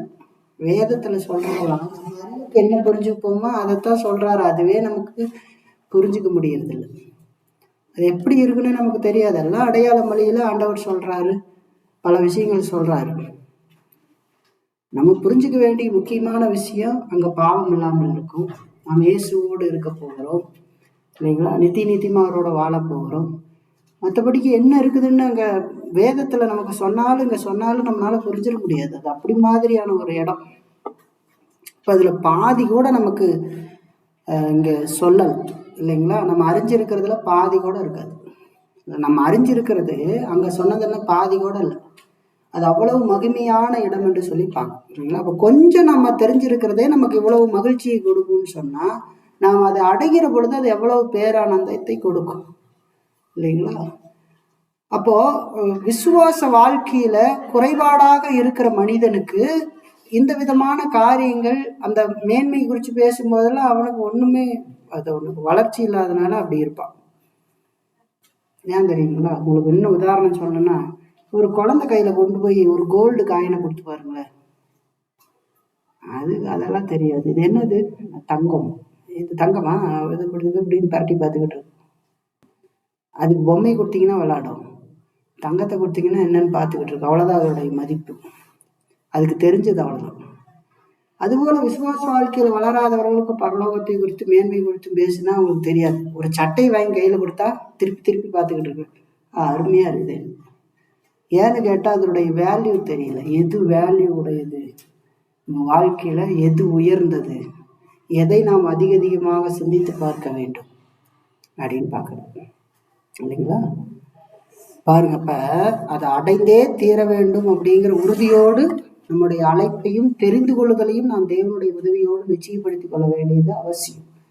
அது நம்ம ஜாக்கிரதை உணர்வை கொடுக்குறது. நம்ம அதை அடைஞ்சே தீரணுங்கிறதுல கவனமா இருந்து நம்முடைய அழைப்பையும் தெரிந்து கொள்ளுதலையும் நாம் தேவனுடைய உதவியோடு நிச்சயப்படுத்திக் கொள்ளணும் இல்லைங்களா. என்னுடைய ரட்சிப்பு உண்மையானது, ஆண்டோடைய பிள்ளை அப்படிங்கிறத உறுதிப்படுத்து. ஏன்னு சொன்னா, எகிப்துல இருந்து புறப்பட்ட இஸ்ரவேலர்கள் நேகர் வாக்குத்தத்தம் பண்ணப்பட்ட தேசத்துல பிரவேசிக்காமல் வரியிலேயே மரித்து போனார்கள் என்று சொல்லி நம்ம பார்க்கிறோம். ஆண்டவர் அங்கிருந்து அழைச்சார் இல்லையா, உங்களை பாலும் தேனும் ஓடுகிற காணாந்த யாரும் போகல, நேகர் போகல, அவருடைய ஜென்ரேஷன் போச்சு. காலேபும் யோசுவாவும் போனார்கள், பலர் போகல இல்லைங்களா. அப்ப எகிப்துல இருந்து புறப்பட்ட அந்த இஸ்ரவேலர்கள் வாக்குத்தத்தம் பண்ணப்பட்ட அந்த தேசத்துல பிரவேசிக்காம வழியிலே மரித்து போனது போல நாமும் ஆகிவிடாமல் அந்த பரம இளைப்பாறுதல பிரவேசிக்க போவதை நிச்சயப்படுத்திக் கொள்ள வேண்டும். ஆண்டவருடைய பிள்ளை, நான் அழைக்கப்பட்டிருக்கேன், ஆண்டவரால் தெரிந்து கொள்ளப்பட்ட பிள்ளை, இயேசு கிறிஸ்துவனுடைய அவர் செய்து முடித்த காரியத்தினால நான் அவரை விசுவாசித்து ரட்சிக்கப்பட்டிருக்கிறேன் அப்படிங்கிறத உறுதிப்படுத்தி நம்ம வாழணும் சரிங்களா. அதில் என்ன போச்சு, நம்ம பரலோக பயணிகள்னு நினச்சிக்கிட்டு இருப்போம், ஆனால் பரலோக பயணிகளாக இருக்க மாட்டோம். நாம் மெய்யான பயணிகளாக இருக்க வேண்டும், மெய்யான பயணிகளாக முன்னேற வேண்டும் இல்லைங்களா. அப்போ பரலோகத்தை குறித்து நாம் அதிகமாக சிந்திப்பது நம்முடைய உலக கட்டுகள்ல இருந்து நாம் அறுபட்டு விடுதலையை பெறுவோம். அதே போல நாம் பரலோகத்தை குறித்து அதிகமாக சிந்திக்கிற பொழுது ஜாக்கிரதை உணர்வை அடையும். இந்த அளவுக்கு நாம் முன்னாடி போகணும் ஆண்டவருடைய வாழ்க்கையில்ன்றது உணரும் சரிங்களா. இந்த 2 காரியத்தை நம்ம இன்னைக்கு பார்த்துருக்கோம். இதுல இருந்து ஒரு 2 பயன்பாடுகளை நம்ம பார்த்து முடிக்கலாம். முதலாவது பயன்பாடு, பரலோகத்தை குறித்து நாம் அதிக வாஞ்சியோடு இருக்க வேண்டும் என்று சொல்லி நாம் பார்க்கணும். பரலோகத்தை குறித்து நம்ம அதிக வாஞ்சியோடு இருக்கணும். பரலோகத்துல காணப்படுகிற மகிழ்ச்சி நமக்கு எதை உணர்த்துகிறது? நம்ம வாசிக்க கேட்டோம் வெளிப்படுத்தல் விசேஷத்துல இருந்து, அது நமக்கு எதை உணர்த்துகிறது அப்படின்னு சொன்னா, நாம் அங்க போய் வாழணும், அதுல இருக்கணும் அப்படின்னு நம்ம ஏங்கி தவிக்க வைக்கிற விதத்துல அது இருக்குது இல்லைங்களா. இப்ப பரலோகத்துல காணப்படுகிற மகிழ்ச்சி நமக்கு உணர்த்துவது என்னன்னு சொன்னா, அதை அடையும்படிக்கு நாமும் ஏங்கி தவிக்க வேண்டும் அப்படிங்கிறது தான். நம்ம பாருங்க, அவர்கள் எல்லாம் மிகுந்த உத்தரவத்திலிருந்து வந்தவர்கள்னு சொல்லுது. அவர்கள் ஆட்டுக்குட்டியானுடைய ரத்தத்தினாலே தங்களுடைய வஸ்திரங்களை தொய்த்து வெளுத்தவர்கள்னு சொல்லுது. ரசிக்கப்பட்டு ஆண்டவர் அங்க வந்திருக்கிறாங்க. திரளான ஜனங்கள் குருத்தோலைகளை கையில் பிடித்து கொண்டு வந்திருக்கிறார்கள், அங்க இருக்கிறாங்க. அது காட்சியா காட்டப்படுது இல்லைங்களா? திருச்சபை மகிமை அடைகிறத அது நமக்கு காட்டுது ஒரு நாள். அப்ப அது நமக்கு எதை காட்டுதுன்னா, பரலோகத்துல காணப்படுற அந்த மகிழ்ச்சி அதை அடையும்படி நாமும் ஏங்கி தவிக்க வேண்டும் என்று சொல்லி காட்டுகிறது. அதனால பரலோகத்தை குறித்து நாம் அதிக வாஞ்சியோடு இருக்க வேண்டும் என்று சொல்லி நாம் பார்க்கணும். பரலோகத்தை அடைய வாஞ்சிப்பது மிக நல்ல காரியம் என்று சொல்லி நாம் பார்க்கிறோம் இல்லைங்களா? ஆனா இங்க இன்னொரு விஷயத்தை தெரிஞ்சுக்கணும். பூமியில நம்ம செய்ய வேண்டிய கடமையிலிருந்து தப்பிக்கொள்வதற்காக அதை வாஞ்சிக்க கூடாது. இன்னைக்கு நிறைய பேர் பரலோகம்னு நினைச்சு என்ன நினைச்சுக்கிறாங்க, இந்த உலகத்துல ரொம்ப கஷ்டமா இருக்குது, சீக்கிரமா செத்துட்டா நம்ம பரலோகத்துக்கு போயிடலாம் அப்படின்னு இங்க இருக்கிற இந்த கடமைகள்ல இருந்து தப்புவதற்காக அதை வாங்கிக்கிறார்கள். அது தவறு. அப்படி அல்ல இல்லைங்களா? அப்படி நாம வாஞ்சிக்க கூடாது. இங்கே நம்முடைய கடமைகளை நாம் செவ்வனே செய்ய வேண்டும். அதுதான் நம்ம பரலோக பயணிங்கிறதுக்கான அறிகுறியே, அடையாளம் இல்லைங்களா? நாம பரலோக பயணிங்கிறத எப்படி உறுதிப்படுத்துறோம்? ஏன்னா ரட்சிக்கப்பட்டவன் நற்கிரிகளை செய்யும்படிக்கு பிடிக்கப்பட்டிருக்கிறான் இல்லைங்களா? அவன் இந்த உலகத்துல ஆண்டவர் அவனுக்கு கொடுத்த அந்த வாழ்க்கையை வாழ்ந்து, உத்தமத்தோட வாழ்ந்து, தன்னுடைய குடும்பத்தோடு உத்தமமாக வாழ்ந்து, சபையில அவன் வாழ வேண்டிய வாழ்க்கையை வாழ்ந்து, சமுதாயத்துல உத்தமமாக வாழ்ந்து, அவன் தன்னுடைய கடமைகளை சரியாக செய்து போகிற பொழுதுதான் அவன் தன்னிலே ஆண்டவருடைய கிருபை இருக்கிறதுங்கிறதே உணர்ந்து கொள்ள முடியும் இல்லைங்களா? வேற விதத்துல அப்படி உணர்ந்து கொள்ள முடியும்? எல்லா விதமான பாவச்சைகளையும் செஞ்சுக்கிட்டு, எல்லா விதமான அயோக்கியமான காரியங்களையும் செஞ்சுக்கிட்டு நாம பரலோக பயணின்னு சொல்ல முடியுமா? சொல்ல முடியாது. அதோட குடும்பத்தை ஒழுங்காக வழி நடத்தாமல், பிள்ளைகளை வழி நடத்தாமல், சபையில இருந்து வளர்ந்து போகாமல் இப்படியெல்லாம் இருந்தா அது எப்படி சரியான பாதையில பயணிக்கிறவங்கன்னு சொல்ல முடியும்? அப்ப பூமியில நம்ம செய்ய வேண்டிய கடமையிலிருந்து தப்பிக்கிறதற்காக அதை வாஞ்சிக்க கூடாது. அது அப்படி தப்பிக்கிறதுக்குத்தான் அநேகர் இந்த உலகத்தை விட்டு சீக்கிரமா போயிடணும்னு நினைக்கிறாங்க. அது சோம்பேறித்தனம் என்று வேதம் சொல்லுகிறது. கடமையை செய்ய மனதில்லாமை என்று சொல்லி சொல்லுகிறது. எப்பொழுதும் வானத்தையே பார்த்துக்கிட்டு இயேசுவே எந்த வேலையும் செய்யாம இல்லைங்களா, உண்மை இல்லாம வாழ்ந்துக்கிட்டு, நீதியான வாழ்க்கை வேதத்துக்கு கீழ்மடிந்து எதுவுமே வாழாம இருந்துக்கிட்டு அப்படின்னா என்ன பண்றது? இயேசுவே நீர் வந்துட்டீர்னா பரவாயில்ல, நம்ம போயிடலாம். எங்க போறது? எங்கேயும் போக மாட்டேங்குது. நரகத்துக்கு தான் போகும். அவனுக்கு ரட்சிப்பு இருக்குதானே கேள்விதான். ஏன்னா நம்ம வீட்டுக்கு ஒருத்தர் வராங்க அப்படின்னு சொன்னா நம்ம என்ன பண்ணுவோம்? இன்னைக்கு நான் உங்க வீட்டுக்கு வரேங்க அப்படின்னு சொன்னா என்ன செய்வாங்க? டீ வச்சு வைப்பாங்க, இல்லைன்னா சாப்பாடுக்கு சாப்பிடுவாங்களோன்னு சாப்பிட்றேன்னு சொல்லிட்டா சாப்பாடுலாம் தயார் பண்ணி எல்லாம் ரெடி பண்ணி ப்ரிப்பேர் வச்சுட்டு வருவாங்க. இந்த நேரத்துக்கு வரப்போறாங்கன்னு சொல்லியிருக்கிறாங்க. வந்தோடனே நம்ம வரவேற்போம். வாங்க இப்போதான் வந்தீங்களா அப்படின்னு வரவேற்று உட்காருங்க, டீ சாப்பிட்றீங்கன்னா அதை முறுக்கு இது கொடுப்பாங்க, அதை கொடுப்பாங்க இல்லையா? இப்போ வரேன்னு சொல்லியாச்சு, நான் நேரத்துக்கு வரப்போகிறேன் அப்படின்னு சொல்லியாச்சு. வந்து பார்க்கும்போது மூஞ்சி கூட கழுவாம வீட்டில் படுத்துக்கிறதாங்கன்னு வச்சுக்கோங்க, எல்லாம் சட்டி பானையெல்லாம் கண்ட இடத்துல கிடக்குது. வீட்டுக்குள்ளே வந்தால் நாத்தம் உடனே கொடுக்குது. இப்படி வந்து அந்த விருந்தாளி வந்து நின்னா, நான் வரேன்னு சொல்லிட்டேன், நான் உடனே அந்த அப்படியே மூஞ்ச கூட கழுவாமல் எந்திரிச்சு வந்து நின்று உங்களுக்காக தாங்க இவ்வளோ நேரம் காத்துக்கிட்டு இருந்தேன், வாங்க வாங்க அப்படின்னு சொன்னேன். யாரா உள்ளே வருவாரா? வரமாட்டார். அது மாதிரிதான் இயேசு சொன்னாரு, இதோ நான் வருகிறேன்னு சொன்னது நீ சோம்பேறியாக இருப்பதற்காக ஆண்டவர். நாம் சோம்பேறியாக இருப்பதற்கு சொல்லல, நாம் எப்பொழுதும் ஆயத்தமாக இருக்க வேண்டும் என்பதற்காக சொல்றார். ஆயத்தம்னா என்னது? வானத்தை பார்த்துக்கிட்டு இருக்கிறது இல்லை, நம்முடைய கடமைகளை எல்லாம் நாம் உத்தமமாக செய்து நாம் மனம் திரும்புகிற காரியத்துல மனம் திரும்பி ஆண்டவரோடு உண்மையா கொடுத்த குடும்பத்துக்கு, பிள்ளைகளுக்கு, சபைக்கு, சமுதாயத்துக்கெல்லாம் வாழ்ந்து குறைகள் இருந்து ஆண்டவர்கிட்ட சொல்லி மனம் திரும்பி அந்த வேதனையை அனுபவித்து ஆண்டவருடைய சமூகத்தில் இருக்கணும். ஆண்டவரை என்னோடு இருங்க அப்படின்னு சொல்லி ஆண்டவர் வரும்போது ரிசீவ் பண்றோம் இல்லைங்களா? அது இல்லாம சோம்பேறித்தனமா இருந்துக்கிட்டு எதையுமே செய்யாம ஊர் சுத்திக்கிட்டு இருந்துட்டு நான் வந்து ஆண்டவருடைய வருகையில போறேன்னு நினைச்சா அது தப்பு இல்ல. அப்ப பரலோகத்தை நான் வாஞ்சிக்கணும்னு சொன்னது இங்கே சோம்பேறிகளாக இருப்பதற்கு வாஞ்சிக்கிறது இல்ல, இங்கே நாம சிரமத்தோடு ஒரு காரியத்தை செய்யறோம் பாருங்க ஆண்டவருக்குள்ள, அதை சிரமமே இல்லாமல் செய்ய போகிற இடம் ஒன்று வரப்போகிறதுங்கிறதுன்னு நாடுறோம் இல்லைங்களா? அதுதான் பரலோக வாழ்க்கை. இங்க இல்லாத ஒன்று அங்க இருக்கிறது, அது எதுங்கிறத நம்ம தெரிஞ்சுக்கணும் இல்லைங்களா? இங்க கிறிஸ்துவ வாழ்க்கை வாழ்றதுக்கும் அங்க வாழ்றதுக்கும் இடையில ஒரு சின்ன வேறுபாடு இருக்கு. இங்க நம்ம பூர்ணர்களாக இல்லாம நம்ம இருந்து கடவுளை பின்பற்றுறோம், பல தொல்லைகளை அனுபவிக்கிறோம், நம்முடைய சிந்தனையே நமக்கு தொல்லைகளா இருக்கு, அதெல்லாம் பல பாவங்கள் இருந்து நம்ம அதெல்லாம் மேற்கொண்டு அதை செய்யறோம். பரலோகத்துல அதெல்லாம் இல்லாம பூர்ணமாக ஆண்டவரை நாம் பின்பற்றி சந்தோஷமா இருக்கும். மகிமையினுடைய அளவுதான் வேறுபடுகிறதே தவிர வேற ஒன்றும் வேறுபடல. அப்ப இங்க ஏதோ வாழ்ந்து போட்டு அங்க போய் வேற மாதிரி வாழ்வோம்னு நினைக்க கூடாது இல்லைங்களா? அப்ப இங்க வாழாத அங்க போய் என்ன வாழ்வா சொல்லுங்க வாழும். ஏன்னா இங்க இருக்கிற சபை அங்க இருக்கிறதுனுடைய காரியம் இல்லைங்களா? அது எல்லாமே இங்க எல்லாம் நம்ம செய்கிற எல்லாமே அதனுடைய நிழல் மாதிரி இருக்கு. மலையிலே உனக்கு காண்பிக்கப்பட்ட மாதிரியின்படி எல்லாவற்றையும் செய்ய. அது பரலோகத்தில் இருக்கிறதுனுடைய நிழலும் சாயலுமா இருக்கும். பரலோகத்துல அங்க இருக்க போது அதை இங்க காட்டு. இந்த சிறு கூட்டம் வேறு பிரிக்கப்பட்டவர்கள் இங்க ஆராதிக்கிறவங்க தான் அங்க போய் ஆராதிக்க போறாங்க, ஆண்டவரோட காட்ட போறாங்க. அப்ப இங்க தூங்கி ஒழிச்சுக்கிட்டு இங்க ஆண்டவரை தேடாம இங்க உண்மை இல்லாம இருந்துக்கிட்டு ஏனோ தானம் இருந்துகிட்டு இருக்கிற ஒரு மனுஷன் அங்க போய் என்ன பண்ண போறான்? அங்க போய் ஒண்ணும் பண்ண போறது இல்லை, போக மாட்டான் இல்லைங்களா? சிலர் பலவீனமாக இருப்பாங்க, அவங்க திருத்தி கொள்ள வேண்டியது அவசியம் இல்லைங்களா? அப்ப பாருங்க, பரலோகத்தை குறித்து நம்ம அதிகமாக வாஞ்சையோடு இருக்க வேண்டும் என்று சொல்லி நாம் பார்க்கிறோம்.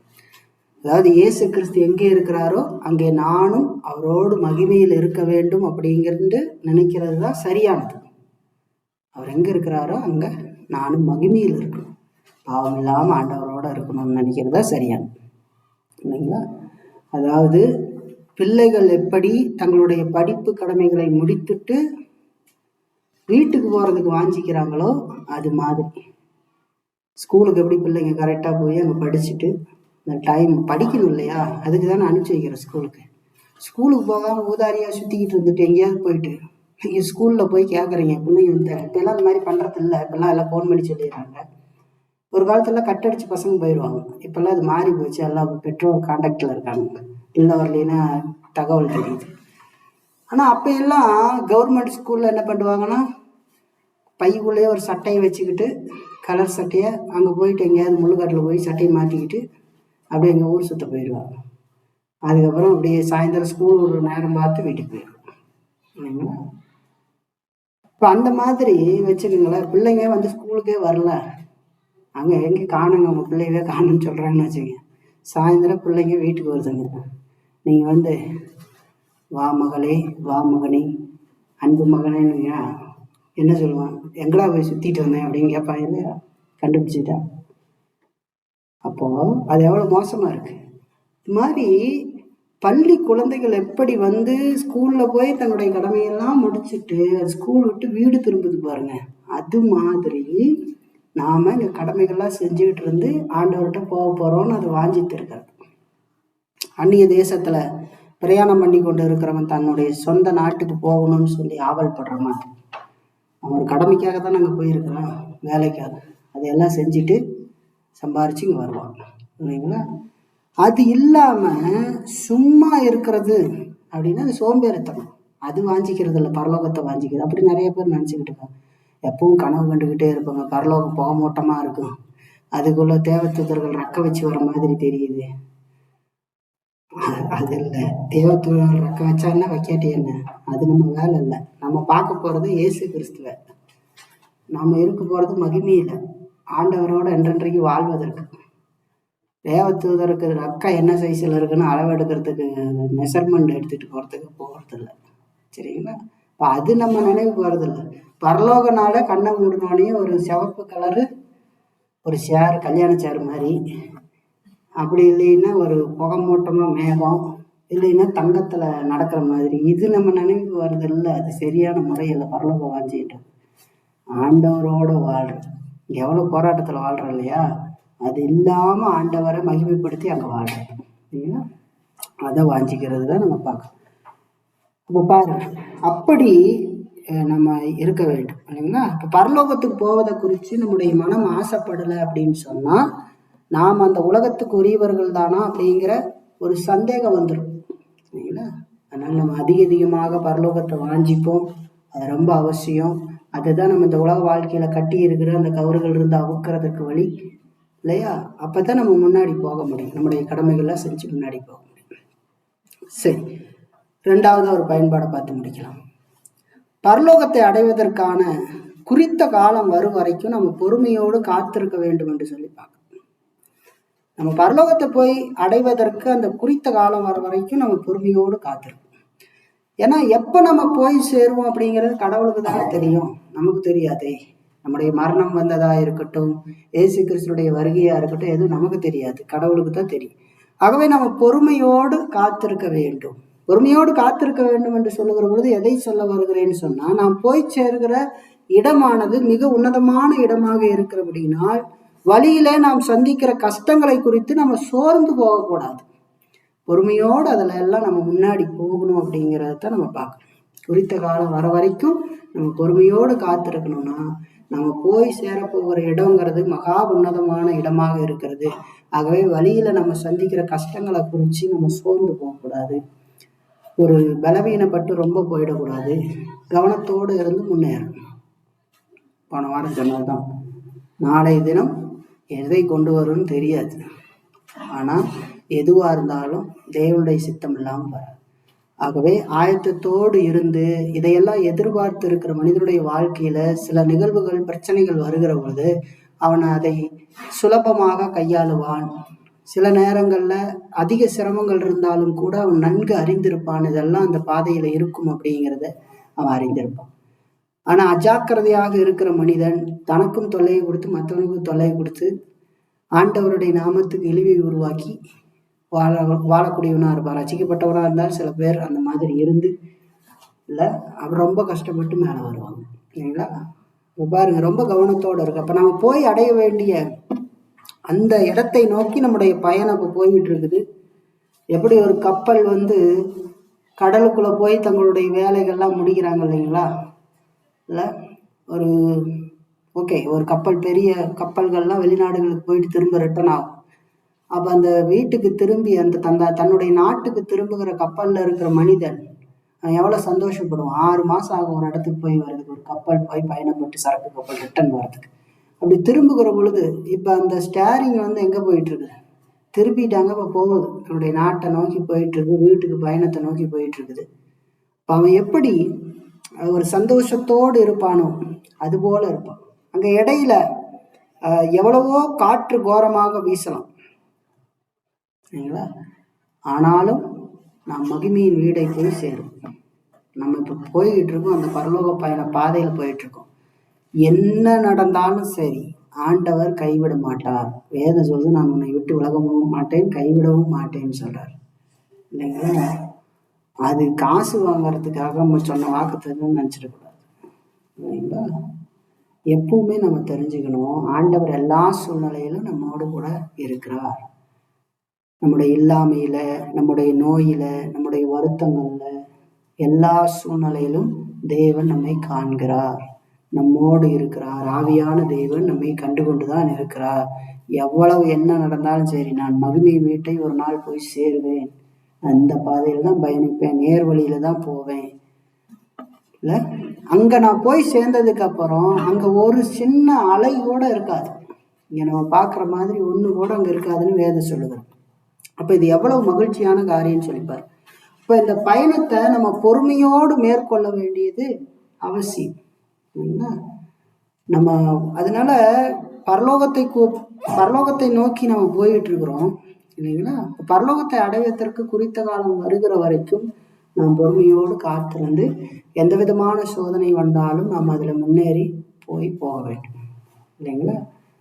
அது புலம்பிக்கிட்டு அப்படி இல்லாமல் ஜாக்கிரதையாக இருந்து, இந்த பாதையெல்லாம் விசுவாசிகளுக்கு ஆண்டவரால் ஏற்படுத்தப்பட்டது அப்படிங்கிறத நம்ம அறிஞ்சுப்போம்.